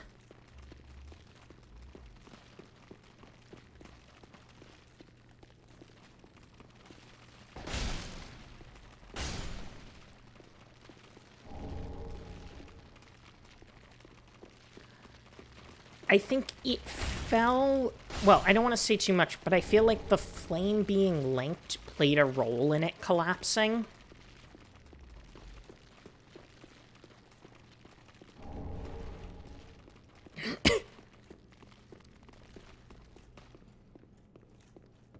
Boy, do I wish we had the move faster in Swamp's Ring in this one. I have no idea why they took that out. It sucks. Because this swamp inflicts fucking toxic of all things.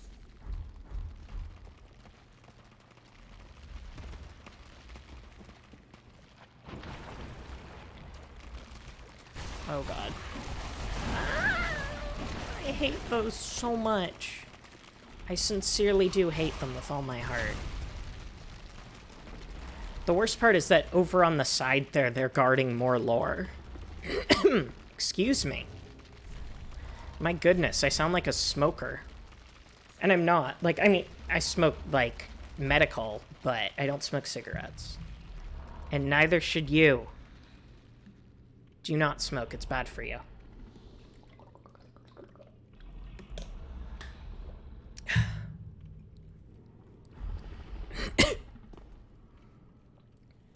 I just hydrated, thank you, Cellular.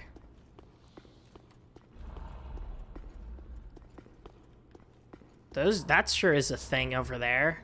We're gonna figure out what that is later. But yeah, again, a lot of this is kind of confusing. But we'll tackle all of it. Also, somebody just shot at us. That's a dude.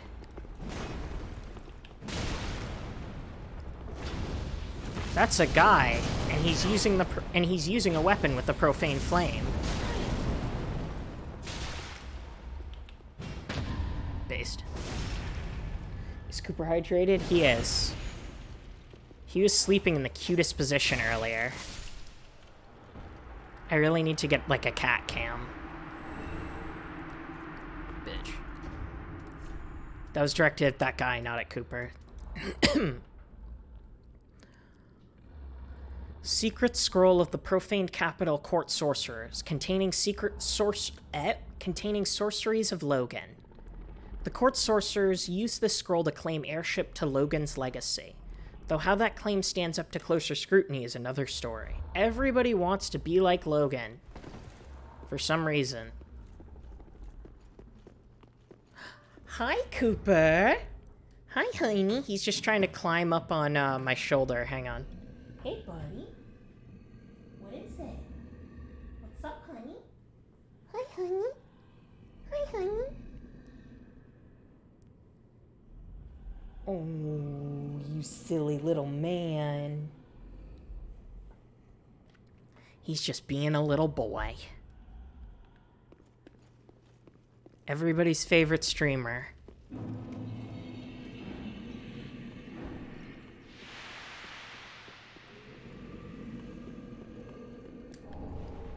We need that for later.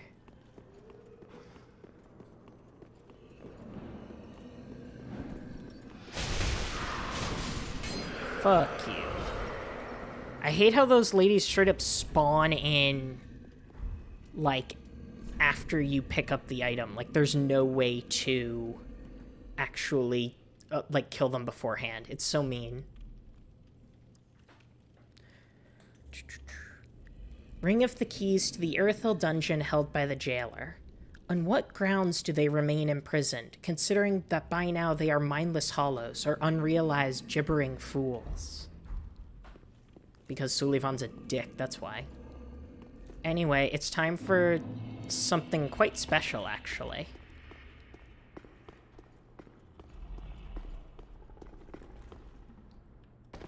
I fucked up this jump a bunch last time, didn't I?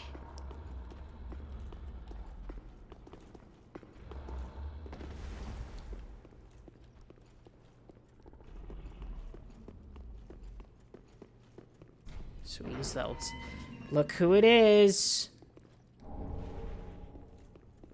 It's our fucking dad. Long time no see, boss. You are a saint. Once again, you are my valiant savior. I, Siegfried of Katarina, express my deepest gratitude. Take this, a token of my thanks. Go on. It's all yours. I love you, Dad. He said, fuck cops. I love you, Dad. I love you, Dad. Does he know? Does he know I love him? Ah, no, please. Go on ahead. I've my own road to take, and a duty to fulfill. That is soon. A duty to fulfill very soon. We will be seeing what that duty is ourselves quite soon, and yeah. Well, I don't want to say too much.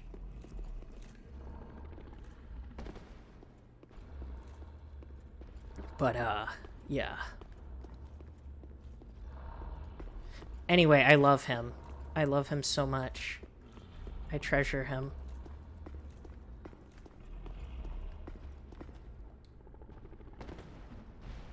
And he gives you a Titanite slab, which is, like, really rare. And one of the only... I think there are, like, 7 in the game, counting DLC.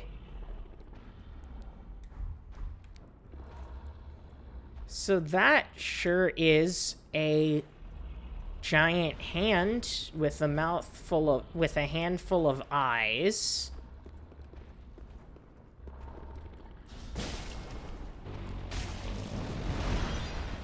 Now, to an observant individual, does that hand with the eyes look familiar? Because it should.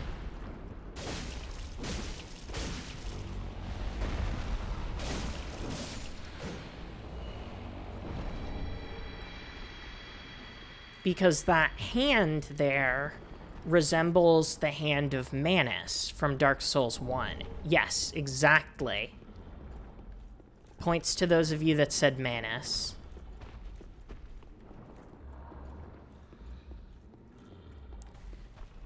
Now, it's also worth noting that there are a number of mimics in this area, like more so than most other areas. Which I think is very interesting because, again, we know that mimics come about from greed. And, you know, all of the money and the profane flame being a thing of great ambition, etc., suggests that, like, their greed may have brought mimics to them or even transformed some of them. Oh, yeah, we already got that. It is on PC, yeah. I don't have a capture card or anything.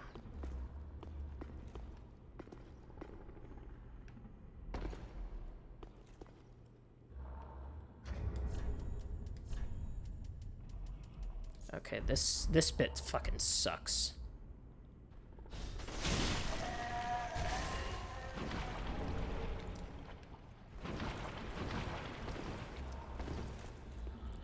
Wow, okay, we got through that pretty okay.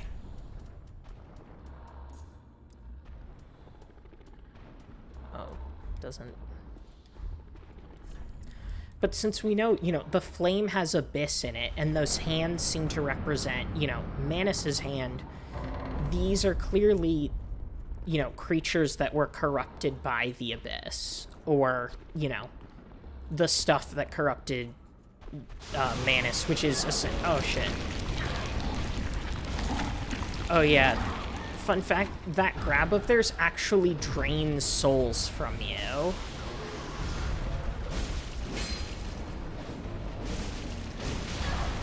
I hate that they can just straight up fall on you. No! I'm stuck. Oh my god.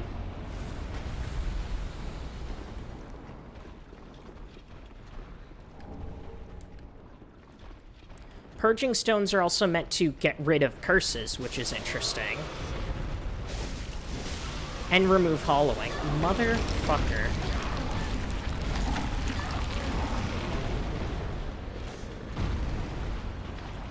Oh. Hang on. This shouldn't be happening.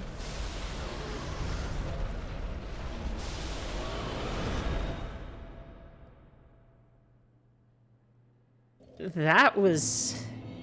Can someone clip that? Because I've never had that happen before, and that's fascinating.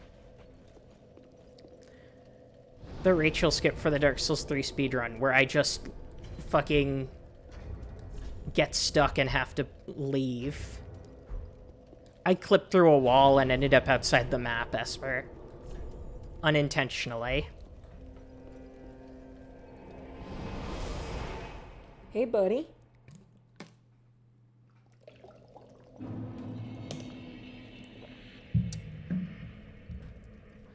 Really?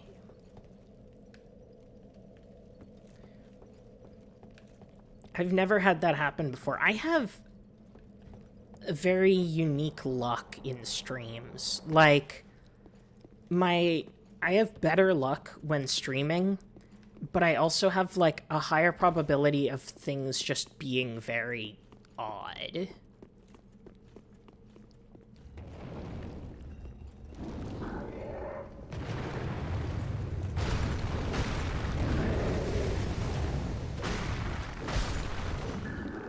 Lest we forget the beloved Sen skip from Dark Souls 1.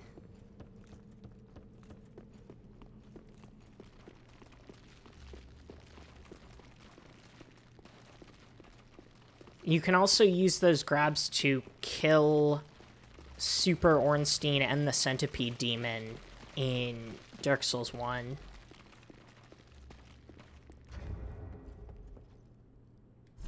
Yeah, I remember when that got discovered, the gate skip.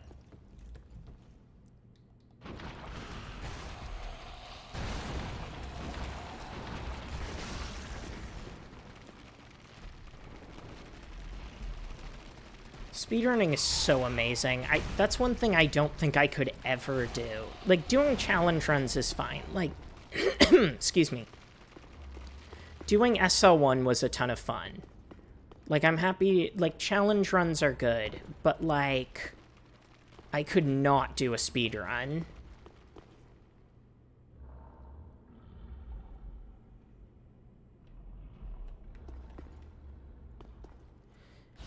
I would just get way too frustrated.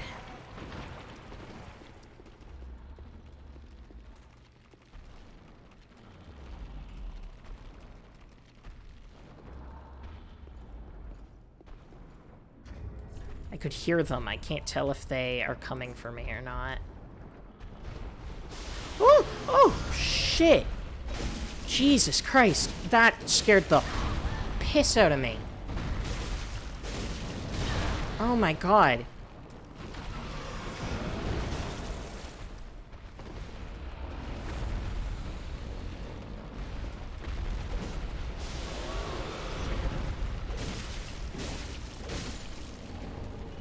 That's what I needed.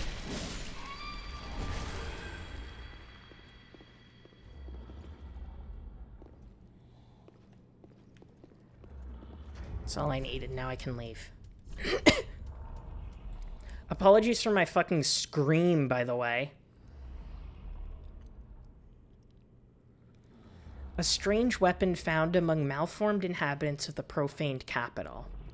The profaned flame was triggered by the curse of these women, relatives of a certain oracle, but despite their culpability, they went on living without any cares. Feast bell. Hold up axe and wave to emit a solemn chime to temporarily make weapons lacerating, and to restore HP for each hit. So yeah, basically these dudes were transformed by the profane flame, because, like, it kind of spiraled out of control, as we saw. And then, as a result, kind of like, sorry, I'm, like, rambling because I got my fucking brain scrambled. They turned into those things, but then they just kind of kept on chugging. We don't know for certain who that is. The tricky thing there is that Oracle can mean a lot of different things. Like, for instance, the word used there, Oracle, is actually not a perfect translation. The word can mean Oracle, but it can also mean, witch. It can, yeah, it can also mean witch, which could mean they are descendants of, like, the daughters of Chaos. Stone torch hammer wielded by gargoyles of the profaned capital. The profane flame, which never goes out, imbues this weapon with a fire attack. So the fact that the flame never goes out is kind of fucking huge, because it's like, the whole point is that flame... The whole point is that flame can't, flame goes out. That's kind of a big deal in this series. Like, it's kind of a really big deal in this series. So the idea of a flame going out makes one thing clear, which is it is not a flame. It is most certainly not a flame. And it is more likely some sort of creation of the Abyss, which lends credence to the theory that they are descended from the Daughters of Chaos, because, as we know, the Witch of Izalith attempted to create a new flame, and so it is entirely possible that as descendants of Izalith, they may have followed in her footsteps and attempted to create a flame of their own, but in the process, you know, made something abyssal and fucked up really, really bad. Like, really bad. Build a little profaned flame in your soul. Something like that. Thought I had more than that. Ashton. They really were just like, yeah, it really didn't work last time, but what if we tried it again? Maybe it'll work. Bunch of lads.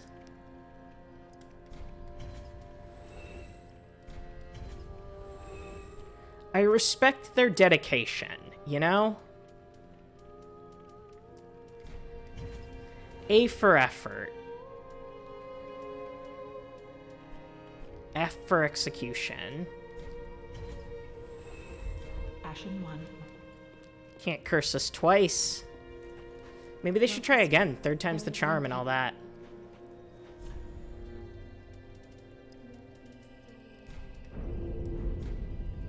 Farewell, me. Yeah, I mean, who's gonna stop us?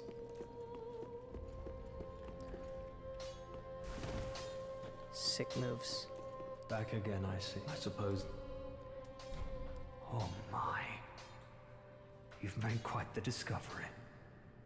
This is a scroll of the prodigious Big Hat Logan. A masterful sorcerer, long missed in Minheim. And now we have his scroll. Right here in my very hands. Trying to see how many of these, like...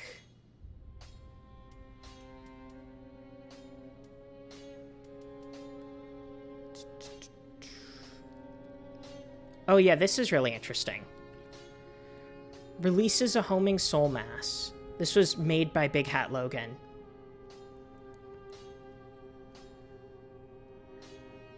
This sorcery may offer a clue as to what Logan sought, but further investigation suggests its attraction to living things mirrors the nature of the dark.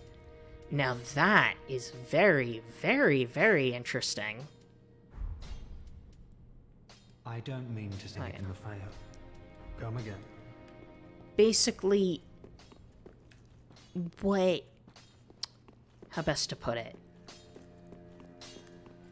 It seems like the crystal magic that Logan manifested also was connected to the dark. So, it's possible that the teachings of Logan may have also pushed the profaned capital to the dark.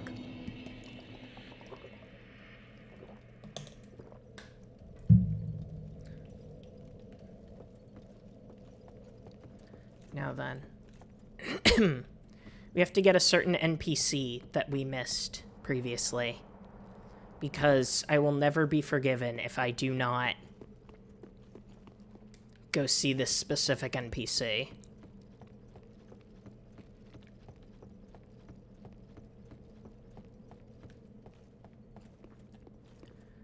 Don't forget to follow and subscribe for more great whatever the fuck this is.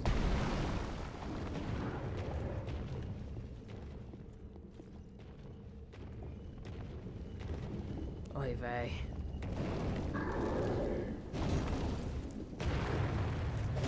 Camera.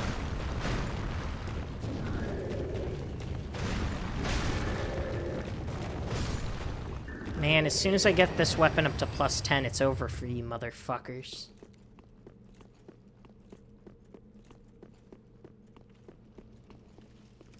Posture check, thank you. I'm actually gonna run and grab some water in a second, because, God, my throat's fucking killing me. Apparently, you can use the lycanthrope here to take aggro off that, like, to take aggro off you, but...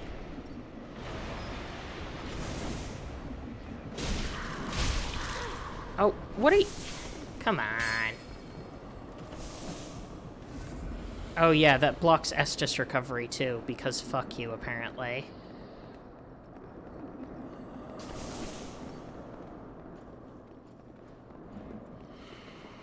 Let's try. You know what? Why not?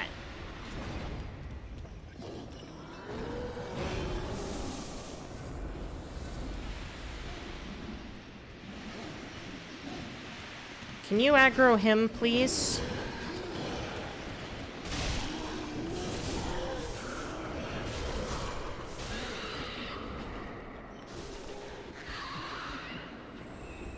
It sucks. It's so bad.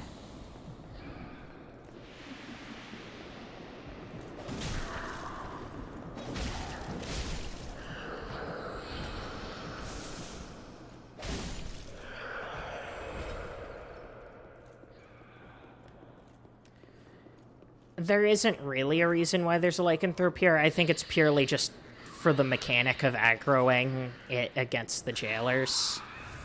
There isn't really a reason that would make sense in canon.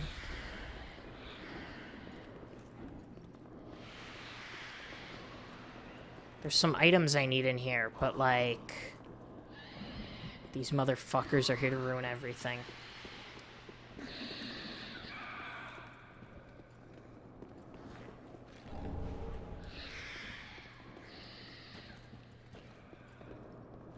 Yeah, there's a mimic there, but I need to take care of these motherfuckers first because they keep ruining my fucking day. Fuck you.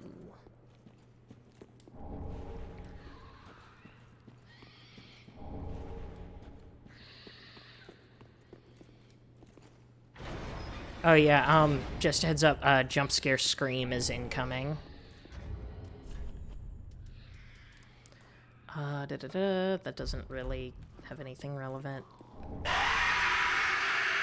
it is. Oh yeah, that's just the same ring from Dark Souls 1.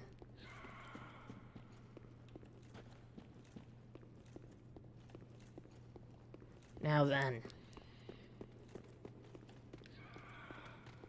It is time to reach the character that a bunch of people have been waiting for, so be calm, everyone. Oh, there you are. I thought you'd all but forgotten me. How sweet. Good to know that a skinny little heretic can still turn heads. Hmm? Oh. You're not one of them, are you? Accept my apologies for mistaking you for one of those leeches. So she's been there for a while. So, what business have you here? This is a land of monstrosities. And I am no exception. I love that line. You're here to save me. But I'm guilty. A wretched child of the abyss. Child of the abyss, a very interesting phrase. Is that something you can forgive? That we can touch on here, but we will touch on more in Dark Souls 2. Oh, really? You are no ordinary woman. Thank you. Very well. Besides, I've grown tired of imprisonment. I am Carla, and I accept your proposal. I love you, Carla. Carla is wonderful.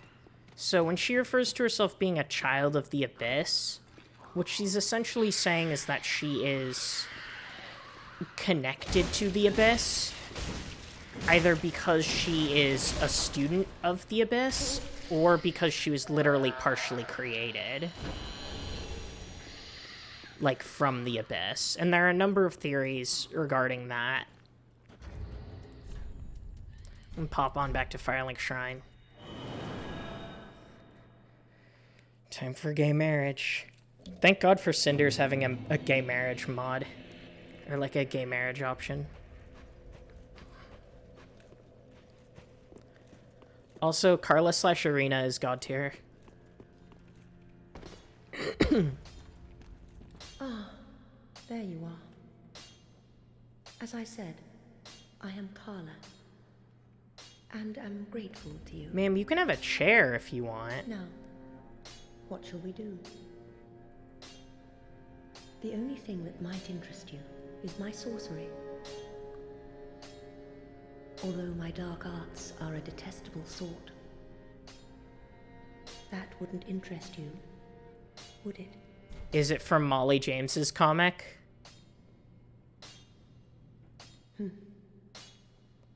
You're a wicked one, aren't you? Love her. Very well. Humans are of the dark, and you are no different. Some may avert their eyes, but the truth remains the So truth. she's very in touch with her own darkness. Be careful, though. Few humans are privy to this knowledge. Let it be a secret, kept between you and I. Yes, ma'am. A forbidden dark sorcery casts a dark manifestation of humanity. It appears to be an expression of envy, or perhaps love towards another, that will tenaciously pursue its target, even if, like so many human desires, it amounts to nothing but misfortune.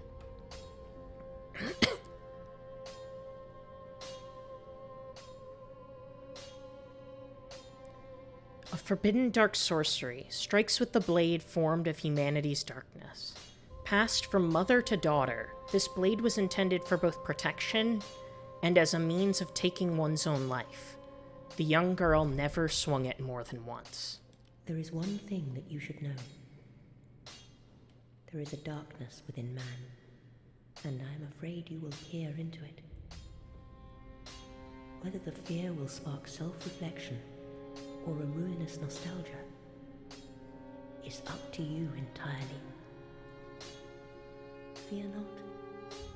Your choice will bring you no scorn. Yeah, she's super interesting because she's not like the other characters here in that she's fine with the flame like being subsumed by dark.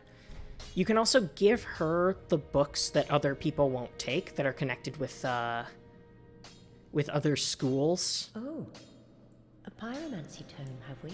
This is so cute. And one that resonates with the dark. Yes, well suited to me. Very well. If this is your wish, I will unravel the thing the best I can. Besides, it will be nice to play master for once. Love her. Fun fact, she and, oh yeah. She and Darkmoon Knightess have the same voice actress. So she's a voice actress that plays lesbians, clearly. Oh, is this a divine tone? What on earth are you thinking? I wouldn't go near a divine tone, or any so-called Her lines here are so cute.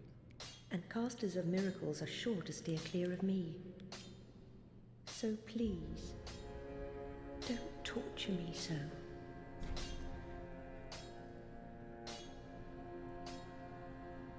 Yeah, she literally just voices lesbians.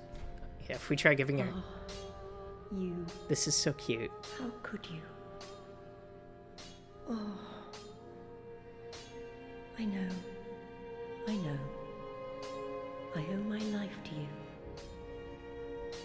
Fine then. But just this once, I will tell you this tale. But do understand, it will be my first time. I'll have no sniggering should I err. That was at Cooper, not at her. I love her. Yeah, she wasn't actually, like, super opposed to it. She was just nervous. Oh, yeah. This has some really good lore.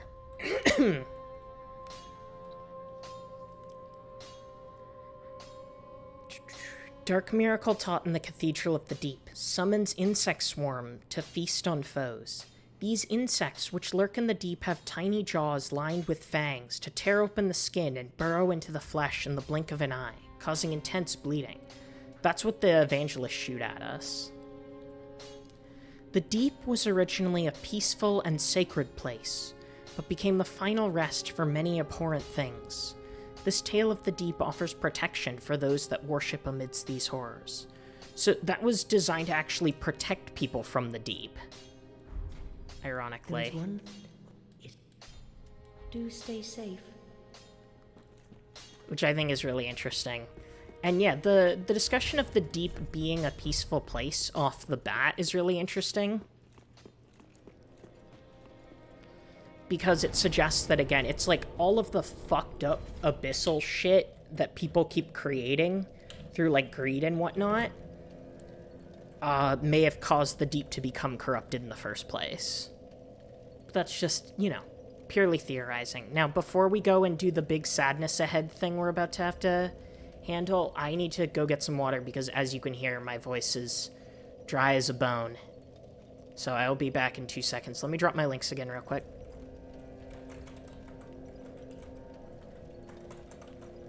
Don't forget to follow and subscribe, and I will be back in 2 seconds.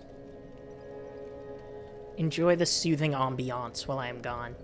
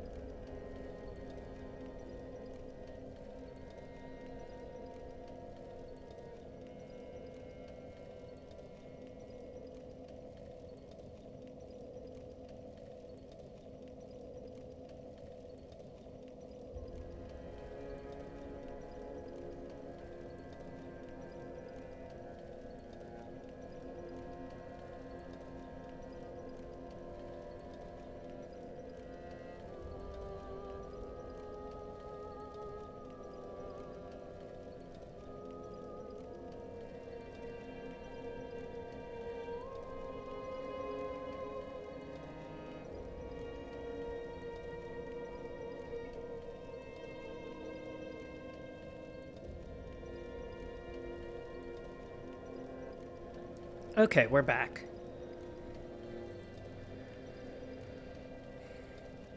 I'm currently trying to figure out a way to navigate something because there's some really important lore to cover, but it is possible if you don't pull off a specific one-off thing that you can't try again, you won't get it. So I'm very nervous. Last time I pulled it off, but like... I mean, like, if you know what I'm talking about, you know what I'm talking about. Blessing of the moon upon your journey. Dibs on it. Thank you for the follow. I appreciate it.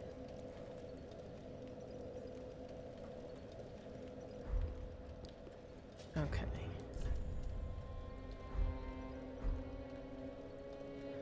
Alright. I'm gonna head back there now, and then I'm gonna have to, It doesn't, no, Doombringer. It is unrelated. I'm just gonna have to swap out some armor because I need to be under a certain equip load. If I recall correctly.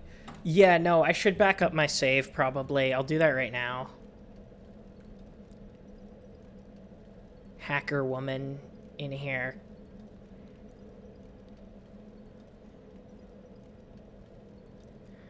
As we speak, I am currently hacking my computer.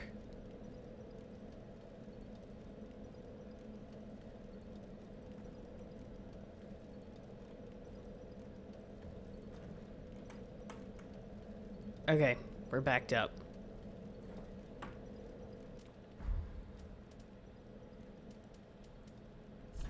Yeah, I'm gonna have to lower my equip load some. Let me check on something super quick. I promise I'm not gonna delay this much longer. You're just in time, Bella. We're about to do something important. Do not say anything about it if you know what it is.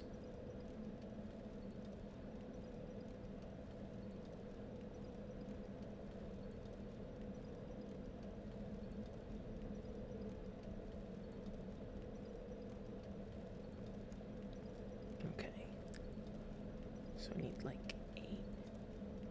Sorry, I'm mumbling to myself. You're just in time. We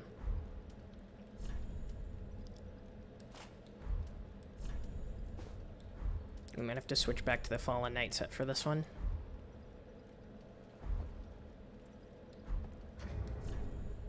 And take that off. I'm doing all this for a reason. I promise.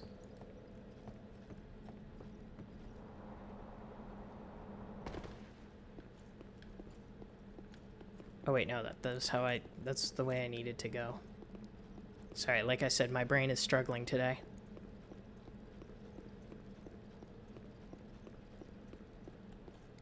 Yeah, I backed up my save, so if we fuck up, I can reload the save if need be.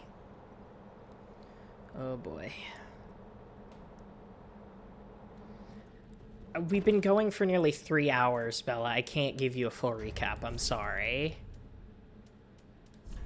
Like, you'll have to watch the VOD. Ah!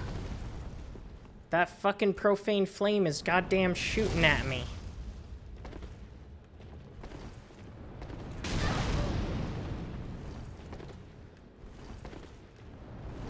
So that is the profane flame. It's not as big as you would expect it to be.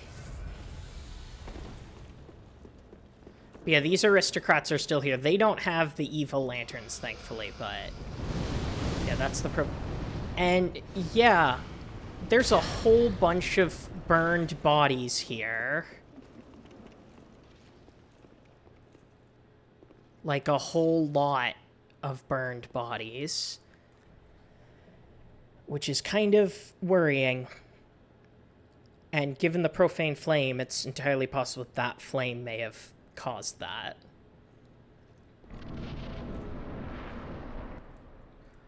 I did it right.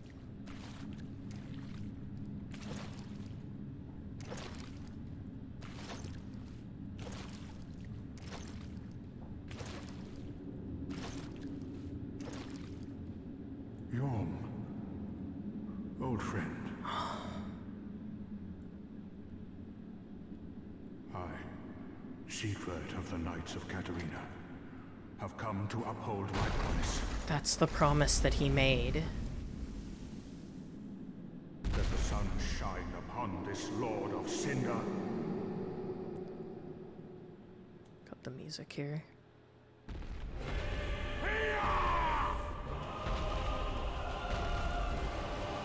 The promise he made to his friend. So we absolutely can't fight him alone, but we have a certain sword called the Storm Ruler, and it says only a storm can fell a great wood. Hang on, I need to get the aggro off my dad.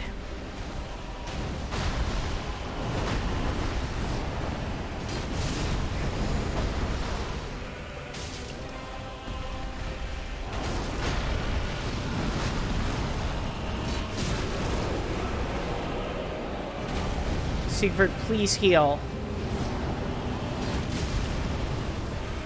He also has his own Storm Ruler.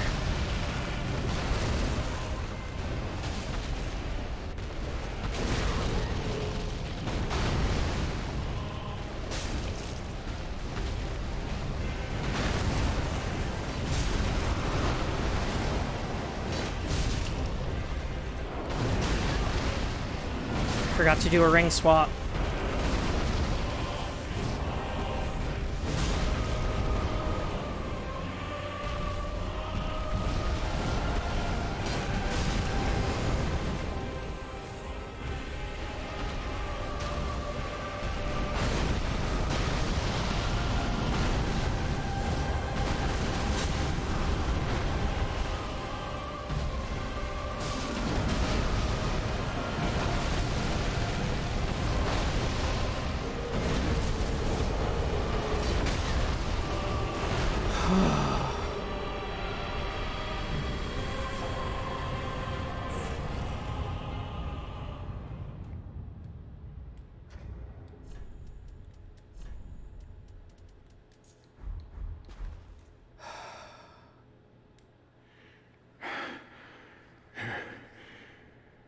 It seems I am in your debt once again.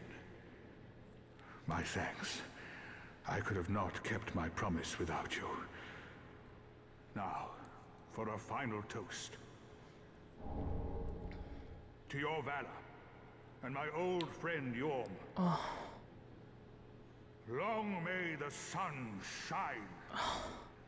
My poor boy. Well, I'm going to have myself a little nap. The only thing to do, really, after a nice toast. You are a true friend. Best of luck with your duty.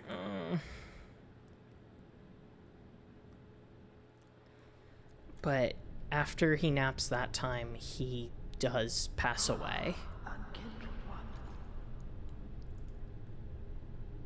The fire fades and awaits its one last reward.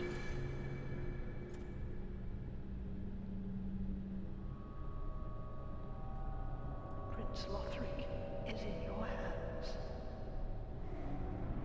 That's Emma from the beginning of the game. Please save his soul.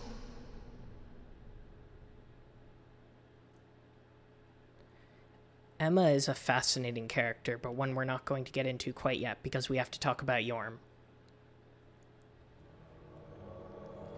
She's not looking so good.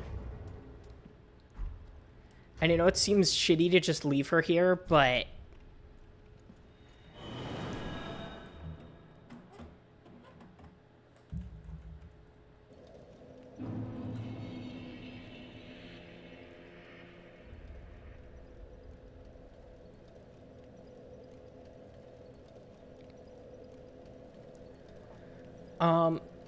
So, yeah, let's talk about what just happened there.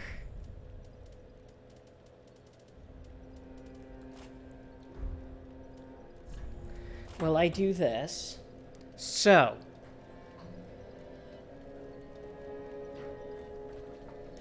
basically, and I'm going to be discussing this, but Yorm and Sigvard were in love. It is a tragic love story between the two of them. And as we know, Sigvard is unkindled, meaning he attempted and failed to link the flame, whereas Yorm succeeded in linking the flame, which is very interesting. It seems like there is a promise. It seems as if there was a promise between them to link the flame, perhaps to put the profane flame to rest, but they failed, and it's possible the promise they made is if one of them shirks for the duty, the other will make sure that they, return to the duty. And as for why Yorm shirked the duty, we will discuss that.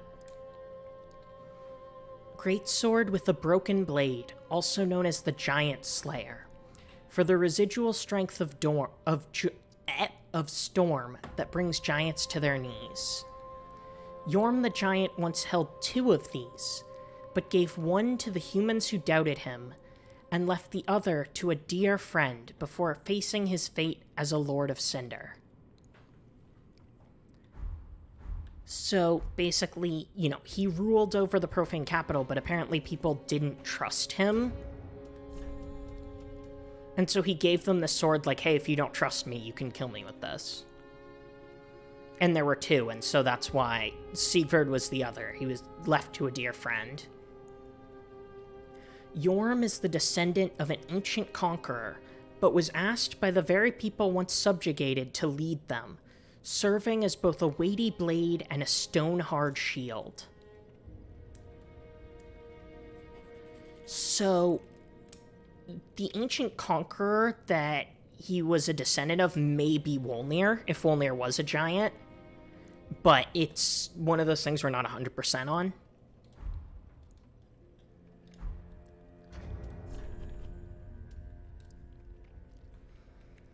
Lonely Yorm became a Lord of Cinder to put the profane flame to rest, knowing full well that those who spoke of him as Lord were quite insincere.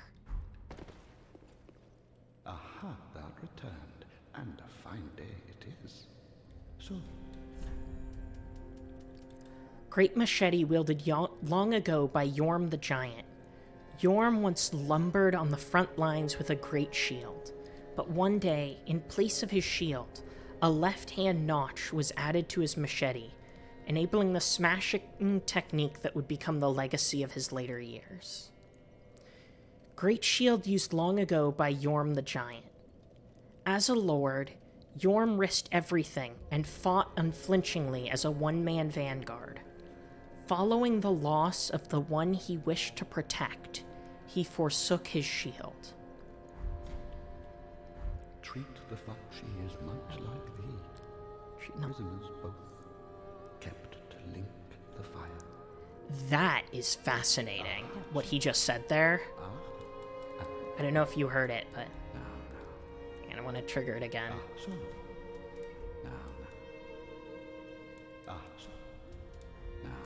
Okay. So what he said is, treat not the firekeeper with discourtesy. She is, like you, a prisoner, kept to link the fire. So that sounds like he is aware of the nature of them as prisoners to the flame, and yet he's still here. And that is fascinating. And we're going to talk about Ludwig at length at the end, because he's super interesting, and there's... okay, I'm good. Anyway, what happened is... the profane flame happened, and when, the profane flame happened, and when it did, it needed to be put to rest, and they thought that the linking the first flame would, burn it away. Although it didn't quite work as intended. And at first, Sigurd made the attempt. Like, Sigurd tried to link the flame and failed. And then upon doing so, like, when he did fail, he was, you know, lost. He was the one, you know, he was the one that Yorm wished to protect. You know? It was him. And Yorm, when Sigurd was, you know, when Sigurd died, when he failed to link the flame, Yorm literally stopped caring about his own well-being. He fought without a shield because he had sought to protect Sigurd, but without Sigurd there was no point, which is so sad. So then eventually he became a Lord of Cinder to put the flame to rest, and in doing so, it burned up the profaned capital. Like, it burned up the profaned capital, but it didn't put out the flame. And so the reason he's screaming when he wakes up in the opening cutscene is he wakes up and he realizes that everything he did was for nothing. And so he just gave up and went back to sit on his throne alone. But at some point in the past, they had made a promise that if either of them shirked for their duty, the other one would bring them home. You know, bring them back to link the flame again. And so that is, he fulfilled that final promise, and it's really sad, because, yeah, again, it's like, they try to dear friend the whole thing, but, like, given what happened in that whole situation, it's pretty clear that the two of them were, like, in love, which is so sad. Because Miyazaki has this thing for writing really powerful gay romances and then trying to no-homo them.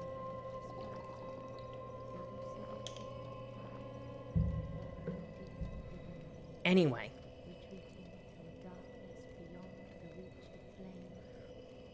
Dear friend is just Katarina's slang for lover. I believe it. Also, yes, Sigurd is unkindled. In the first encounter with the demon, he says, now, you mustn't get in over your head. We unkindled must put our duties first. He is all... in there, he says, like, we unkindled, as in I am also unkindled. Oh yeah, she should have some unique dialogue soon. Not yet. Not yet. She will. Dear friend. And, yeah. If we return to Yorm's resting place, we do find Sigurd's armor, and we do get some souls from him after we leave, meaning he did pass on, because that was his duty, and he didn't want to do it, but he did it anyway, and then he just was done, because he could be done.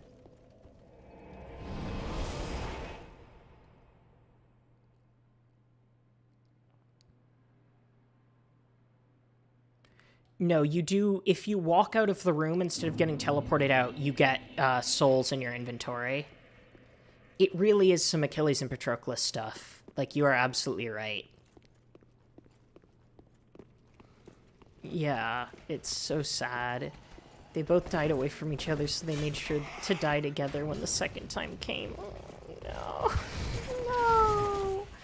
Oh, that sucks. Like, you're probably right, but... Now then, before we talk to this dying old lady, who has apparently been fucked up by somebody or other, let's, discuss what she said there. she says that, we need the last lord, who is Prince Lothric. Now, that is very interesting, because the throne says King Lothric. So it seems as if this Prince Lothric rejected the calling and refused to become king. As for, why that is and how that came to pass, we will get into it with my favorite instance of item descriptions changing the way you perceive the game, which we will most likely get to today, because I'm so fucking hyped for it. You don't even know. Anyway, I will calm myself down. Now then, she says, please save his soul, right? She asks you to save Prince Lothric's soul. But the thing is, linking the flame doesn't seem like a great deal. And when we've had to bring the other lords back, we had to kill them all. And so she might be asking you to kill Prince Lothric.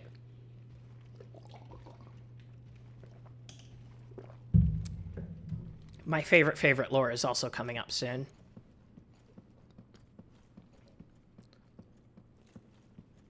Prince Lothric is in your hands. Please save his soul. Tell him what he must be, a lord. So, that is fascinating, because, for all she's saying, right? Please save his soul. She's saying he has to be a lord. He has to throw himself into the flame. And that is what she's asking you to do. And she's asking you to do that no matter what he wants. And so that starts raising some questions about our pal Emma. Chalice used in old ceremony in which Lothric knights take their vows. It is only a formality now, but it remains as an empty practice. But yeah, we will discuss Emma in a moment, but we have something to do first.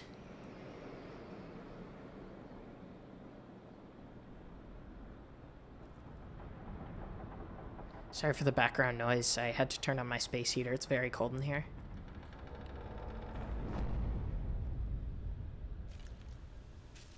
Oh boy. Oh dear.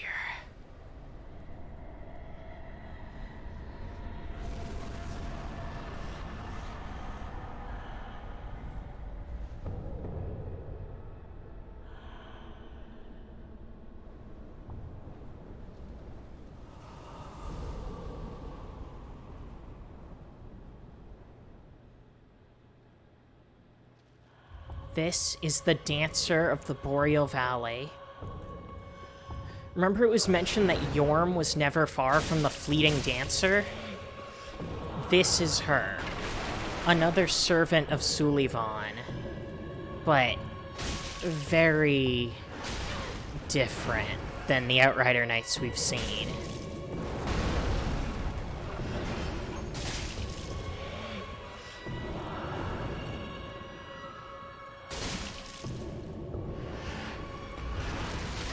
Oh my god, I forgot the AoE.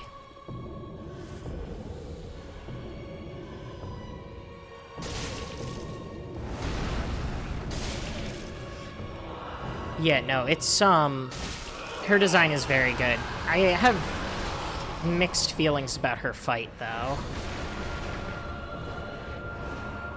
You have to be careful of that attack, because that can one-shot you.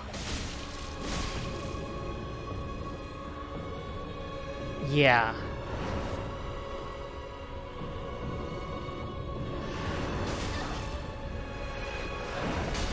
Yeah, her visuals are amazing. Again, like, regardless of my mixed feelings about the boss, she herself is gorgeous. I couldn't see.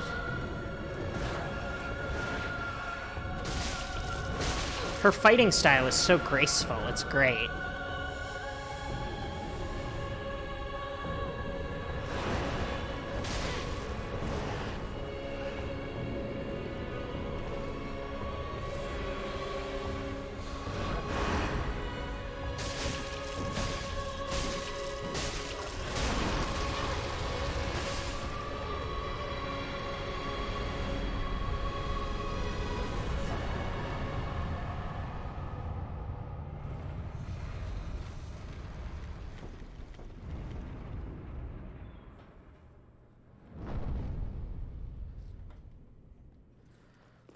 That fight used to give me so much trouble. It still does from time to time.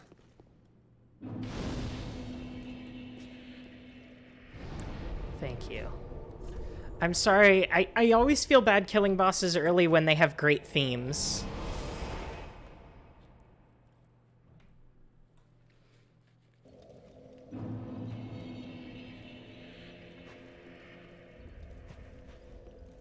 Welcome, husband.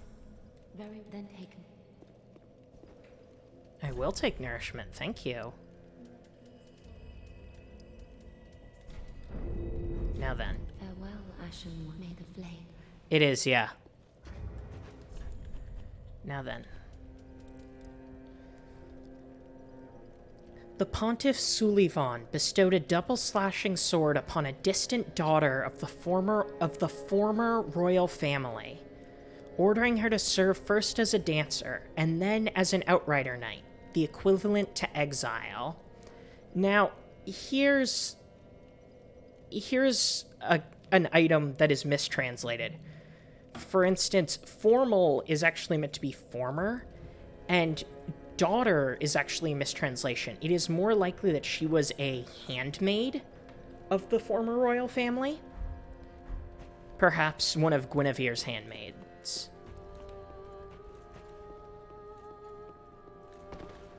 Aha, so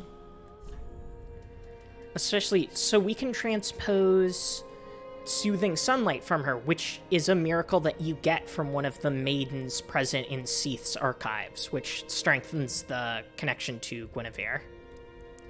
Special miracle granted to the maidens of the Princess of Sunlight. The miracles of Guinevere, the princess cherished by all, bestow their blessing on a great many warriors. So it's also possible this is a daughter of Guinevere, but I personally think it was a handmaid. Perhaps a handmaid that stayed behind with Gwyndolin, or one that was captured by Sullivan at some other time. Paired enchanted swords that Pontiff Sullivan bestowed upon the dancer of the Boreal Valley. These blades, symbolic of the dancer's vows, are enchanted by dark magic in the right hand and fire in the left hand, mirroring the Pontiff. So this poor girl got brainwashed. treat the fire Oh, here we go. not with discourtesy. She is much like thee, prisoners both, kept to link the fire. I love that dialogue so much. Welcome, host. Ashen One. Oh, hang on, here we go. This is important. Has the little Lord Ludleth spoken to thee of any curious matters? I sense that he possesseth some knowledge of a thing once most precious, or most terrible, now lost to the firekeepers. Pray tell, is it a matter of which I should be apprised? I love that dialogue so much. So this is really interesting because she's not your typical level up lady. All of a sudden she's starting to say like, hey, I'm starting to feel like maybe something else is going on here. I would like your help getting to the bottom of it. So she might be starting to push back against her shackles as well, which is really, really interesting. And it seems like what Ludleth is mentioning, them being prisoners, is tied to some secret hidden from the Firekeepers, and we will be looking into that, but it's important to know from the get-go.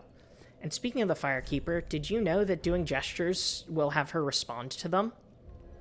Like, if you greet her, she bows. If you do a silly one... Oh, that wasn't a silly one. I need to find a silly one because she'll... Yeah. Hey!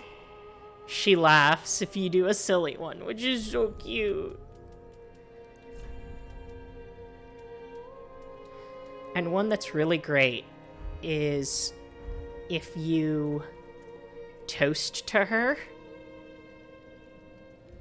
she spins around in a circle. She's so cute. You love to see it. You love to see a wonderful gal.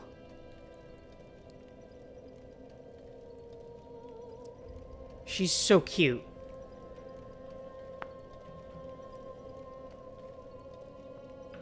It's so cute.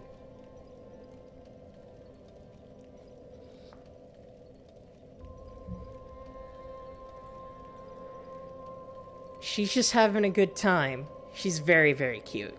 I love her.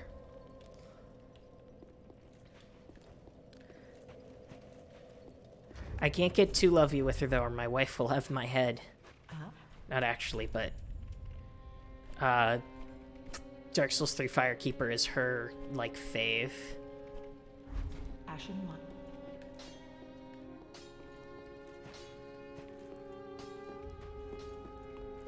Now then, we have a couple of different ways to go here, as well as some optional content. Depending on where we get, I might want to tackle some optional stuff, because we have a bunch of branching paths here, because now we are in the final third of the base game.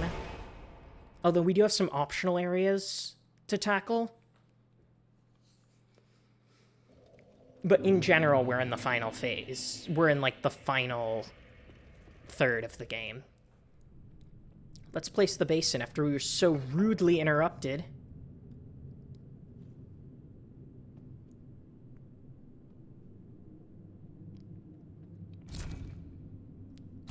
Yikes.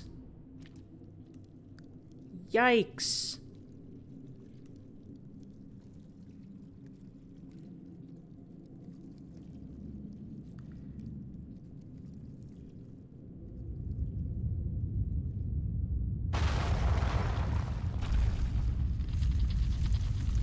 Okay, so let's unpack that real quick.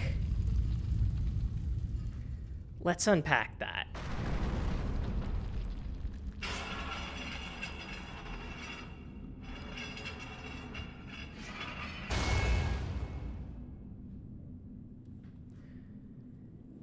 What that was about is essentially... No, the statue is not literally full of blood. I guess that's confusing, but it is not. It is a blood-like substance meant to resemble blood, but it is not actually, blood. It's a symbolic thing. Basically, the Knights of Lothric are all about, like, self-sacrifice.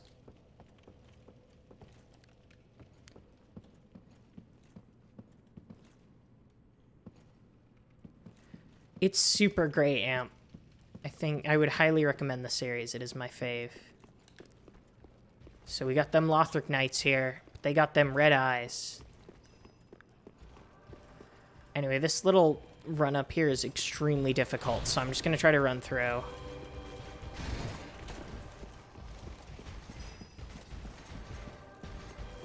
Why, is the bot not being nice?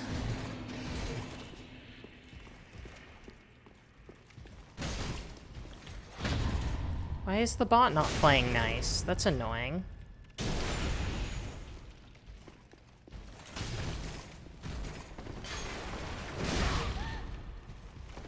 God, the Lothric Knights do so much fucking damage. They are very parryable, though.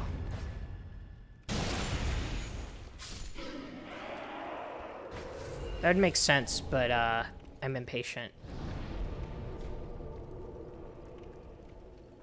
Yeah, 3 is, I think, the best one, but it definitely takes some time to get used to it. Check my posture.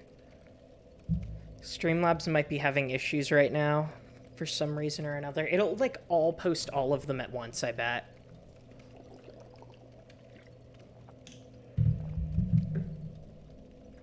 I'm very excited, because...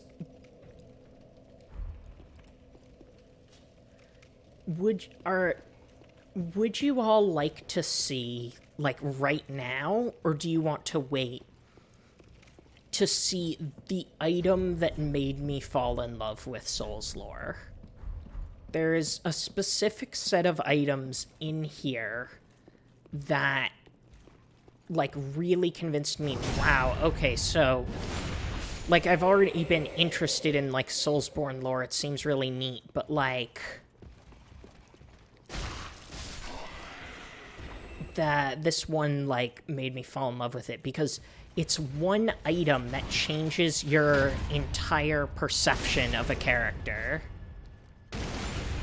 Let me deal with this asshole first. I want an item over there.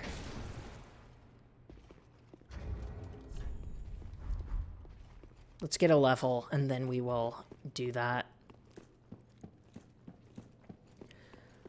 Actually, we can do it right now, and then we'll go back and level up, so that'll give me a chance to talk about it. So yeah, this right here was like a huge transformative moment for me. Hood of Prayer, Robe of Prayer, and Skirt of Prayer. Prince Lothric's robe.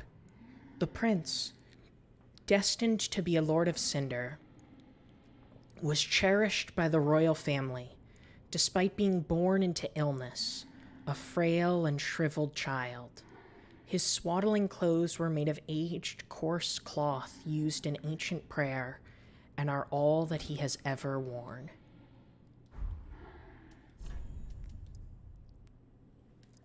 Not sure if any of the other one has.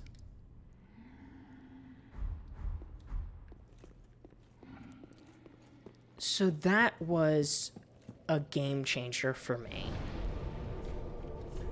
You go from thinking of Prince Lothric as this warrior or royal type that chose to reject the call, and you find out that he's just like... He was born sick and frail, born specifically to link the fire. That's why he didn't even get a name. Like, they didn't give him a name because they didn't care about him as an individual, as a person. He was born to link the fire, and they cherished him, not because they loved him, but because they loved the salvation it would provide them.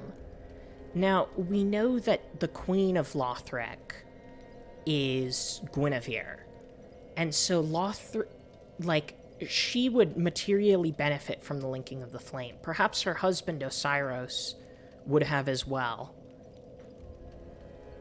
But they were just... He was so weak and so frail that he couldn't even wear clothes. Like, he couldn't even wear tight-fitting clothes because of how frail and busted up he is, because they wanted him to link the fire and didn't care about anything else. And having a soul capable of linking the fire is a heavy burden to carry, and some kid having that forced on him, it changes so much, and it certainly changes our perception of Lady Emma. You know, High Priestess Emma, who we met, is saying, you know, save his soul, tell him he has to be a lord, and all that. It's like, she doesn't care about him. Nobody in Lothric does. She just wants you to bring this weak, malnourished, and frail young man back to Firelink Shrine so you can force him into the flame. It's horrific, and it really changes up the entire game. This is the item that makes you realize if you link the fire in this game, you are the villain. In the first game, it was different. But here, there's no question about it. Like, you cannot perpetuate the system that allowed this poor prince to suffer in this way for something that wasn't even his fault.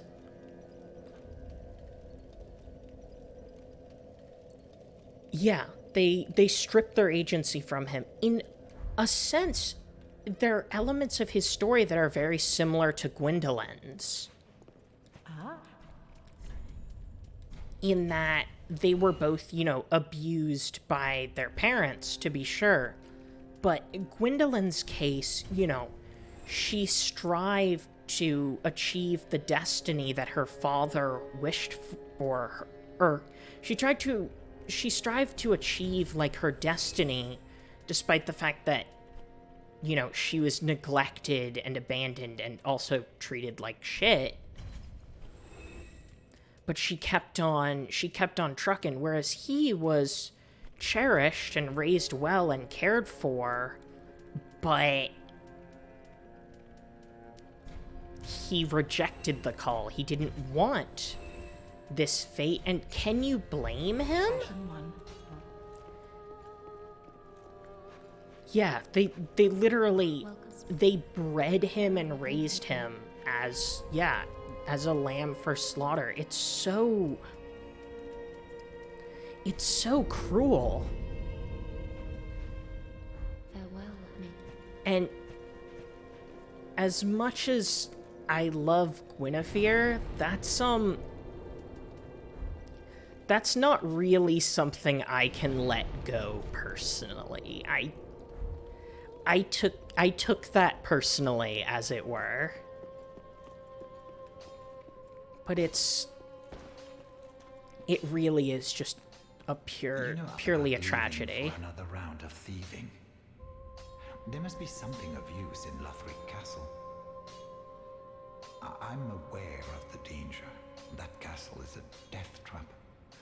I said it was going to be sad lore today. I warned you. But I don't want to sit around and die a petty rat. And I consider myself your friend. Thank you for placing your trust in me. Don't you worry. I know Lothric like the back of my hand. See you, dude. Goodbye. I will leave for some time. So long for now. Do stay safe, you hear? Or my efforts will have been for naught.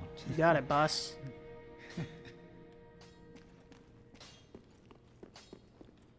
Now then.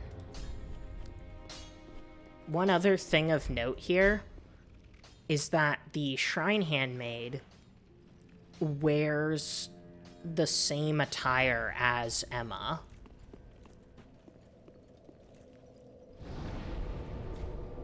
And we'll come back to why that is, but it's important. Dark Souls is depressing but poetic to me. Yeah, I think that that sums it up pretty well. I think it's a beautiful series with incredible storytelling, powerful characters, but it's a hard road to hoe, but I think it is worth it, especially given given the way, given the message of hope that endures. Also, I don't know if you guys have noticed something a little different with the sky.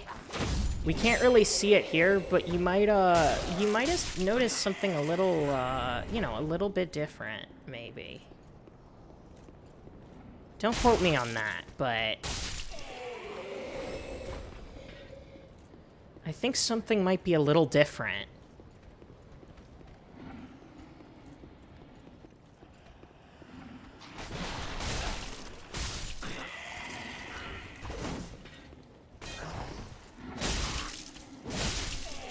The sky is not just orange. Shit.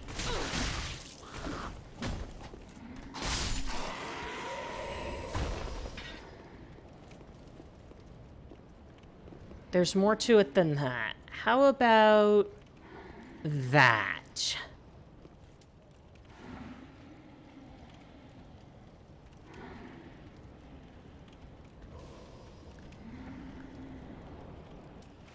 A massive eclipse.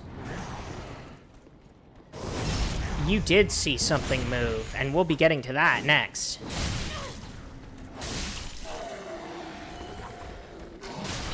You motherfucker.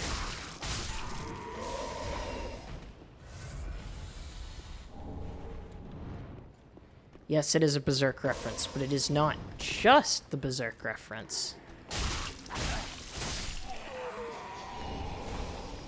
Sweet, we can finally upgrade this. Wouldn't be Dark Souls without a Berserk reference.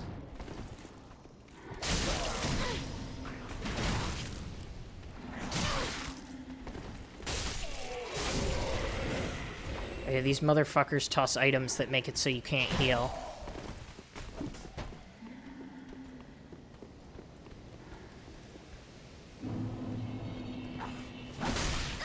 Jesus Christ, dude. I was doing something. Rude as hell.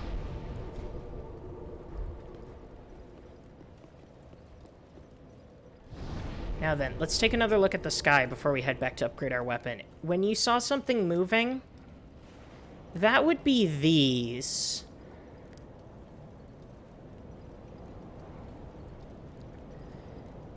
These are called pilgrim butterflies. Much like the pilgrims carrying the stones on their backs. Yeah, it's not pleasant to look at.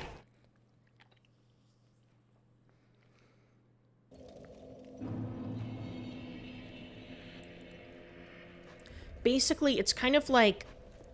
I don't know how to describe it without sounding very gross, because it is very gross. It's kind of like an inverted person.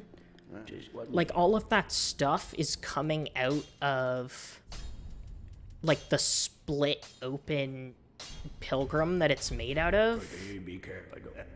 And they're all flying towards the eclipse. Now, obviously, in our world, eclipses are just things that happen. But eclipses aren't as much a thing that happen in Dark Souls. Like, an eclipse means the dark is attempting to consume the sun. And it's creating a giant dark sign in the sky, which is causing a lot of stuff to be really fucked up. And here's the thing, right? The fire was fading in Dark Souls 1. Like, the fire was starting to fade. But by 3, it is almost burnt out. What we are seeing here is the last gasp of the fire.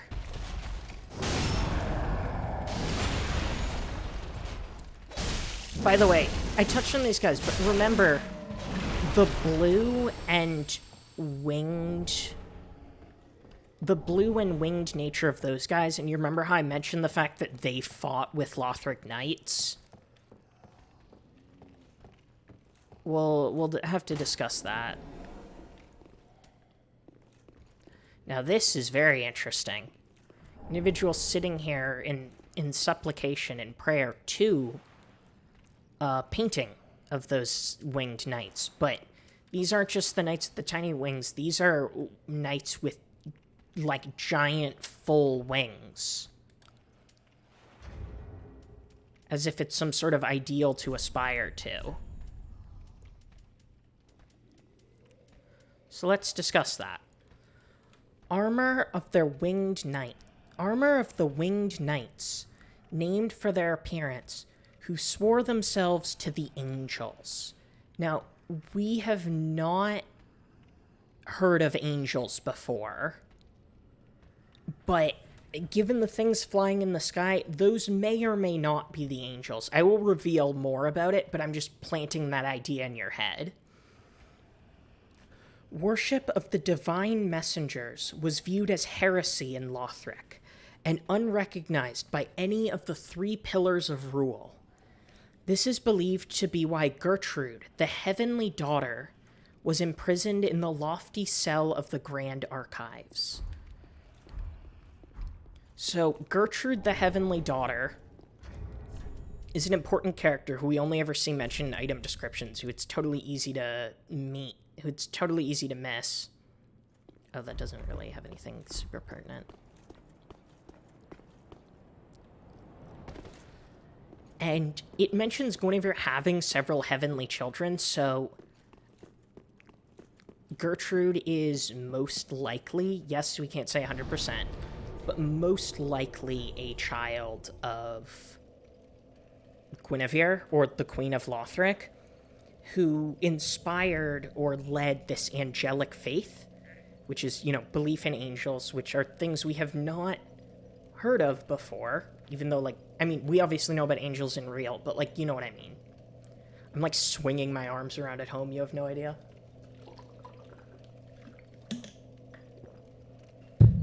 I'm so invested in the, not just the lore of the series, but the lore of this game specifically. I fucking love it so much. We will discuss what happened to Guinevere.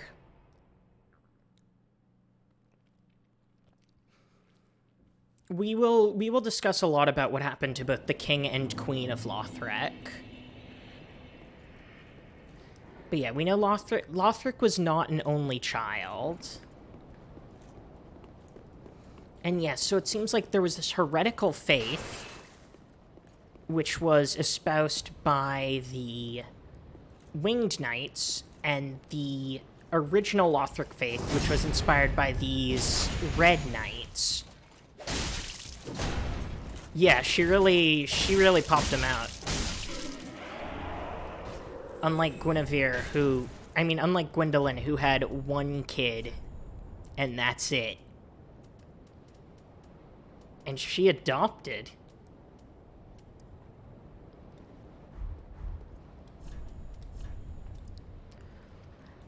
Armor of a celebrated Lothric knight. The code of distinction has all but fallen apart.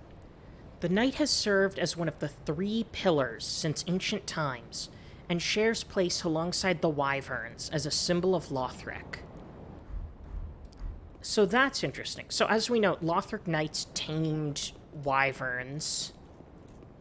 You know, as we've seen the wyverns, we saw them in, like, on the high wall. Like, they're a thing. Will Streamlabs be nice now? There we go. Don't forget to consider subscribing if you haven't already, because my unemployment's running out and I'm gonna die. What can you do, right? But yeah, I find this super interesting, because basically, it's like... Oh god, hang on, here we fucking go. Yep, those wyverns ain't dead.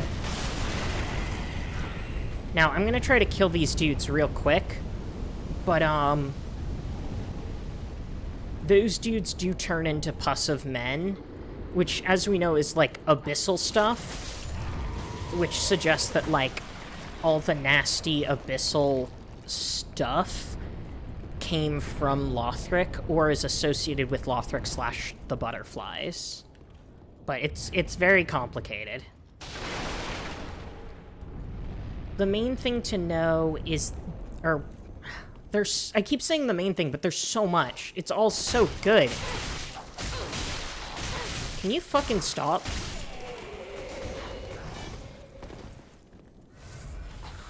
How is it not dead? You mother... There we go. I don't even need whatever item that has. Yeah, I'm not even gonna use that, but I fucking was determined. It's all important. It's all very important. You fucks.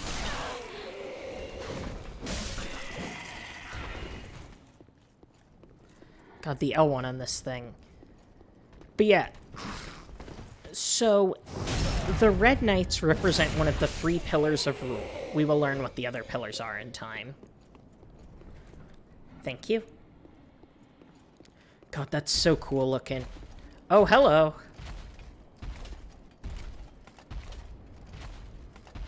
Hi. You can't parry them, can you?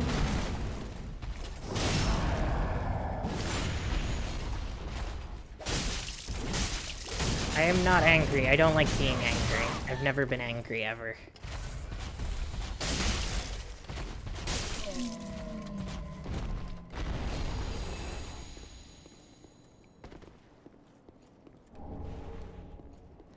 Anyway, as I was saying before, I was so rudely interrupted by that big lad. The Red Knights fought for Lothric, and the Blue Knights fought for this heretical angel Faith and Gertrude, and so that did lead to a civil war in Lothric, which most likely precipitated the kingdom's downfall, and ultimately, you know, hollowing. It all kind of fell apart, basically, is what I'm saying.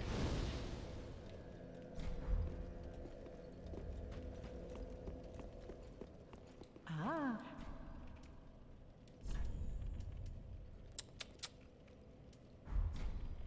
How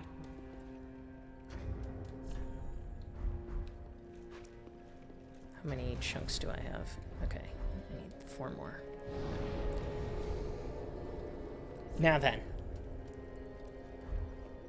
as I was saying, yeah, there is a civil war in Lothric that is only mentioned in environment and item descriptions, which is great, and one of the reasons why I love Dark Souls 3 the most, because there's so much you can read into, and I love being able to read into things, because I love lore, evidently. Those sure are some wyverns. Not my problem.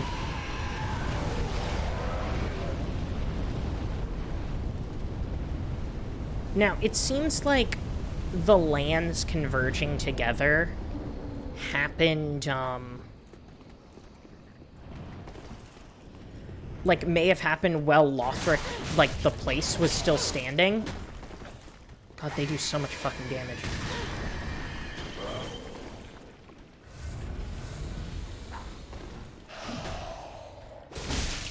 I will hydrate momentarily. Jesus Christ almighty.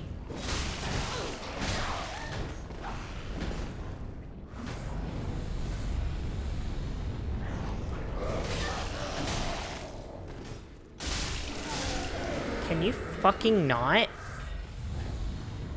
I'm talking. Gives me conniptions. Okay, well, hydrate.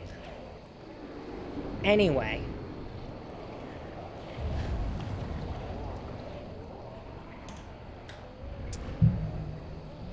Yeah, basically there was a big civil war, and then the kingdom fell apart, and in the ensuing chaos, you know, the flame was not lit.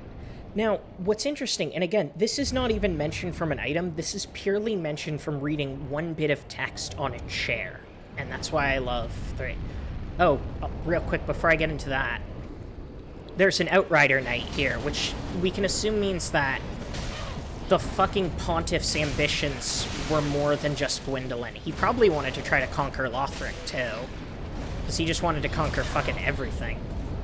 Like an asshole.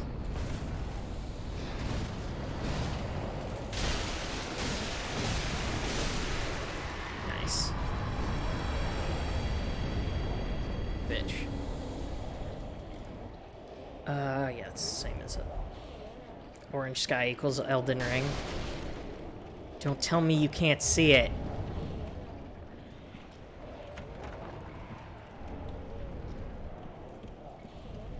The fact that none of these are mimics is so weird. 4 chests and none of them are mimics. What are the odds? Now then. That was funny.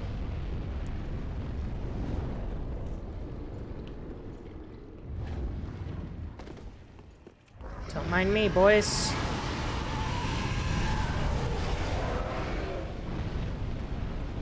He wants to be God Emperor Pope so bad. And it's not gonna fucking happen. So that looks interesting.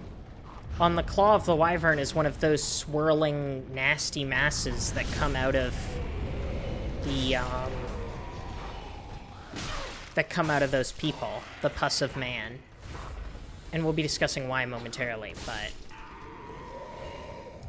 the thing that I find really interesting is that Lothric's throne, or the throne intended for Lothric, in Firelink Shrine, says, Holy King Lothric, last hope of his line. Which is really interesting because that implies that he is not the first, he is not the first to attempt the linking of the flame. Or at least slated to be. It's possible that, you know, they had people attempt to link the flame like the normal way.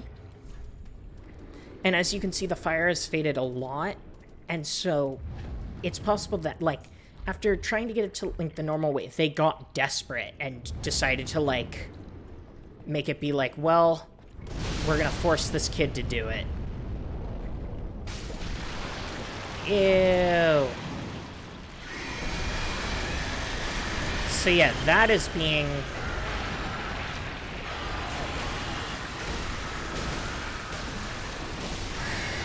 The fire is very weak. Based. Nice. I can plus 10 my weapon now. Oh no, it has worms, exactly.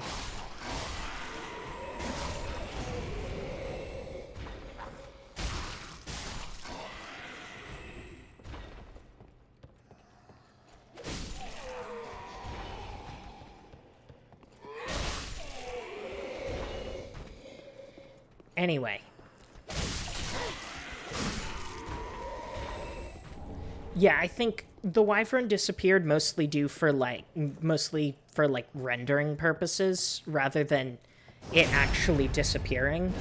But it does show that basically the pus of man is so widespread that it's just infecting everything and moving things around. And one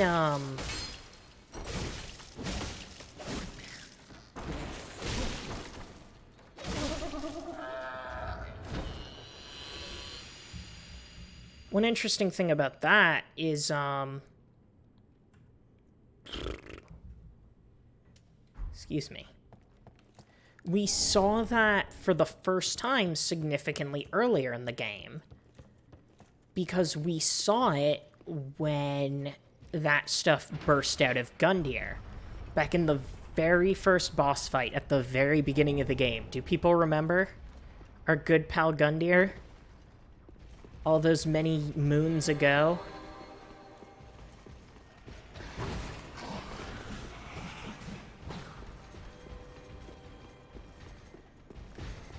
Oof, I just got some wicked slowdown.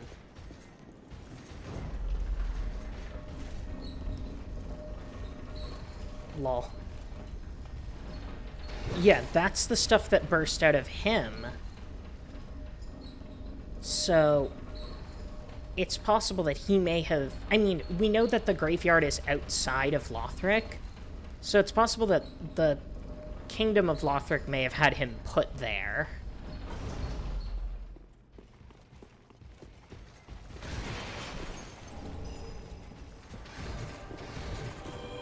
The first boss, Udex Gundyr, like Judge Gundyr, he's like a prisoner and a judge, and it seems likely that he was imprisoned by the Lothric royal family to make sure that only worthy Ash could come to help link the fire. So, yeah.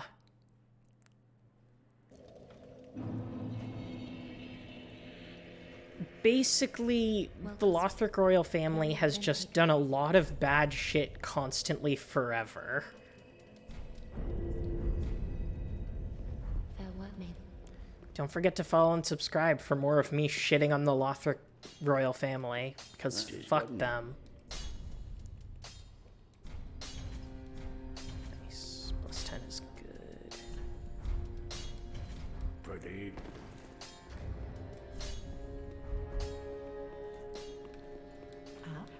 Thank you, Bella.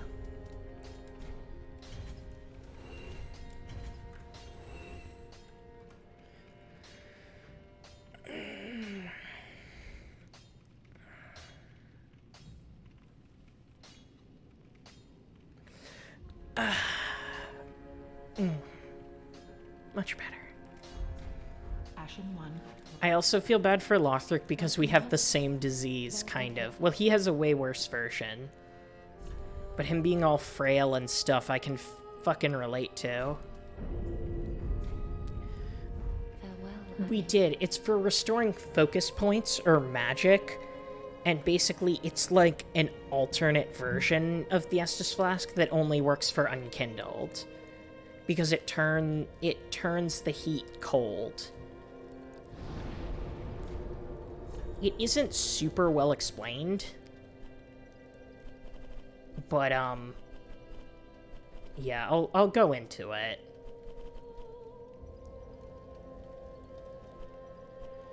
He's evil staring at you. Oh yeah, we're running low on time here, so I'm going to try to take care of some side quest stuff. Green flower-shaped weed with small white blossoms. Normally these cost, like, way more in the shop than this, but there's one for 10. Large temporary boost to stamina recovery speed. The brief attached messages suggest that it was a gift. Goodbye, dear grandmother. I will visit grandfather in the Pit of Hollows. Ashen 1.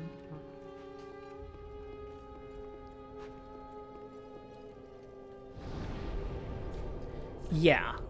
So, if we want to do that, we're going to have to go all the way back to the Undead Settlement to go to the Pit of Hollows.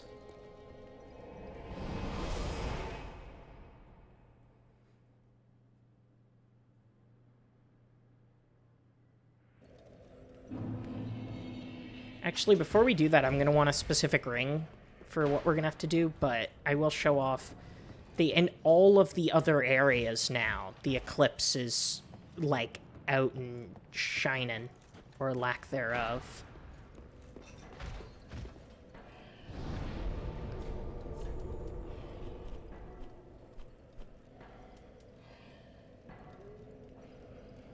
Would be the best.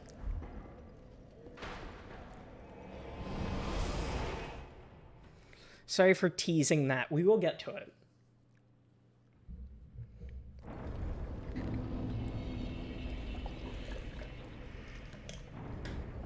We should go help Henri now. Because I promised I would do that, but it's been a while. And yes, that means we have to fight Aldrich again, because, like, Aldrich being defeated in our world doesn't mean it was defeated in her world, because the flow of time itself is convoluted, in case you weren't aware.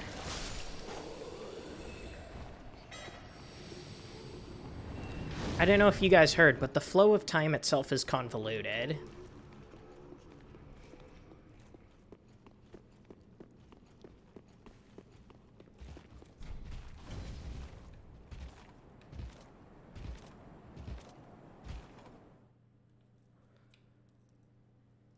Don't forget to follow and subscribe for Henri. I thought it might be me. Then I'm afraid Horace. No, it's only bolstered my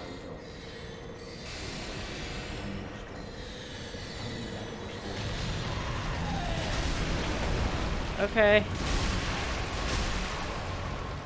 Just be careful, because Henri's AI is kind of brain dead, so we have to keep her alive.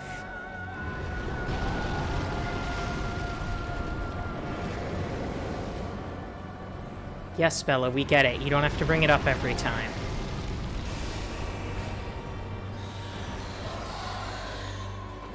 Hey!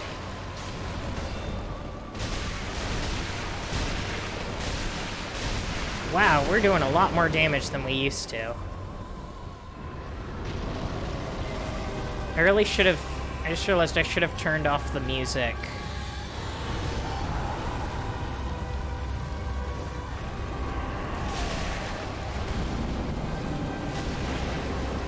You really don't. Please don't do the arrows, please don't... Okay.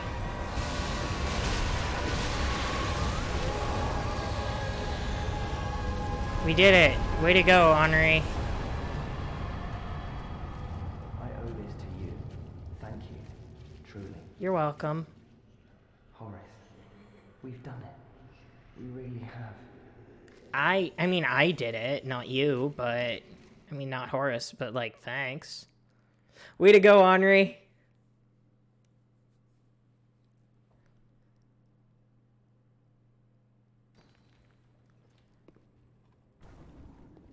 I love how it gave me Ember Restored, even though I already have an Ember.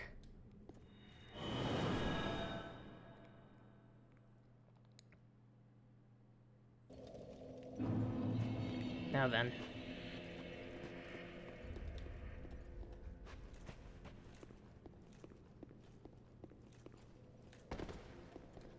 Well met.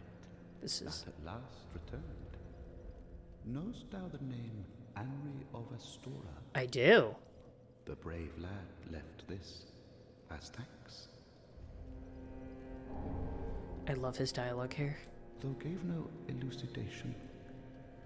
So, happened upon any twisted souls? Ah? You should have some other dialect. Now, heed this little warning from this little lord. Seek not the boy. He knoweth his fate, what will become of him upon his duty's end. He's talking about Henri. He would not wish thee follow him. I love that line. He's saying, like, look, Henri's gonna go hollow. Don't go look for her. Like, it's for the best. Like, you can go look for her, but don't. We do have the option of going to look for her, but we can also not. Sword precious to Henri, another unkindled. The dullest type of blade found in the ruined land of Astora. Only, it was once the sword of an earnestly noble figure, and its attacks are boosted by that elusive, essential property unique to humans. Luck. So, good job, Henri. You done it. There are two possible locations for her to end up hollowing. You can either find her hollow down where you find Horus, or you can find her, like, in the Road of Sacrifices, where you first met her. Do we want to go find her? Like, do we want to do that, or should we, like, do what Ludless suggested and let go?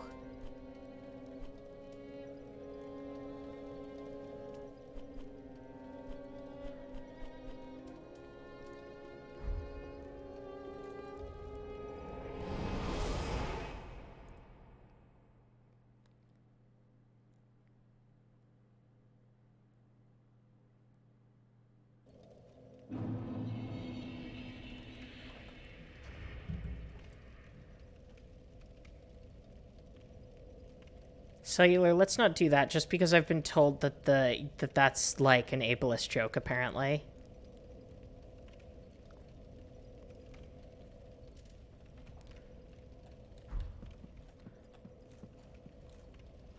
I'm not super familiar with the origins of it, but, like, you know.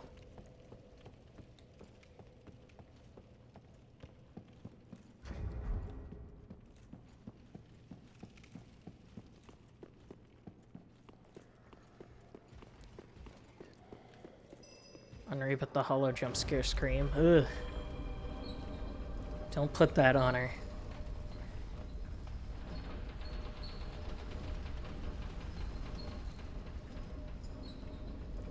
My wife's on her way home.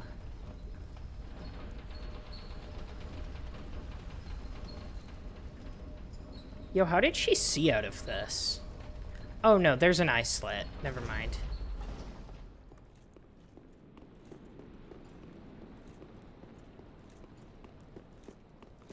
Yeah, I guess now we have some time for questions. I didn't either. Somebody told me on stream. And...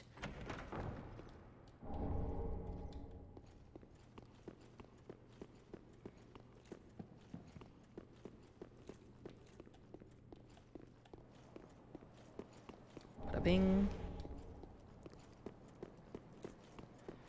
That has the same lore as the last game, so there isn't really anything super worth mentioning there. There's a boss here, but we're not going to do the boss just yet. We're going to grab some other items and such.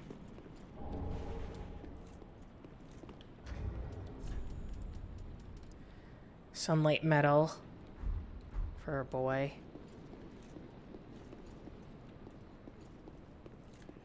Oh, oof. That sucks. Yeah, let's definitely not have that.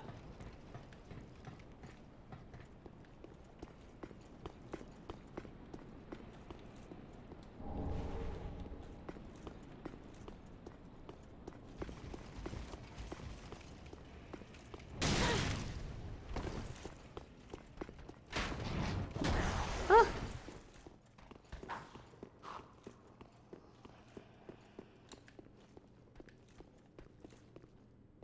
Do you just give up? Alright, bye.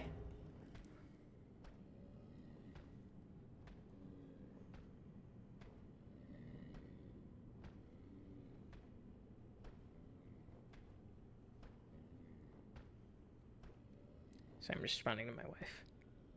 My wife.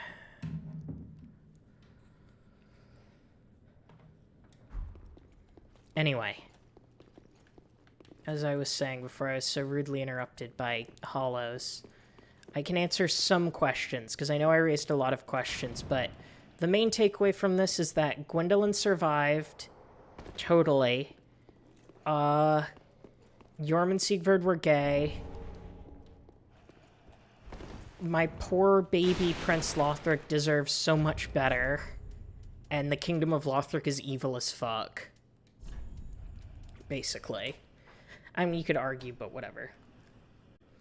In Lothric, the knight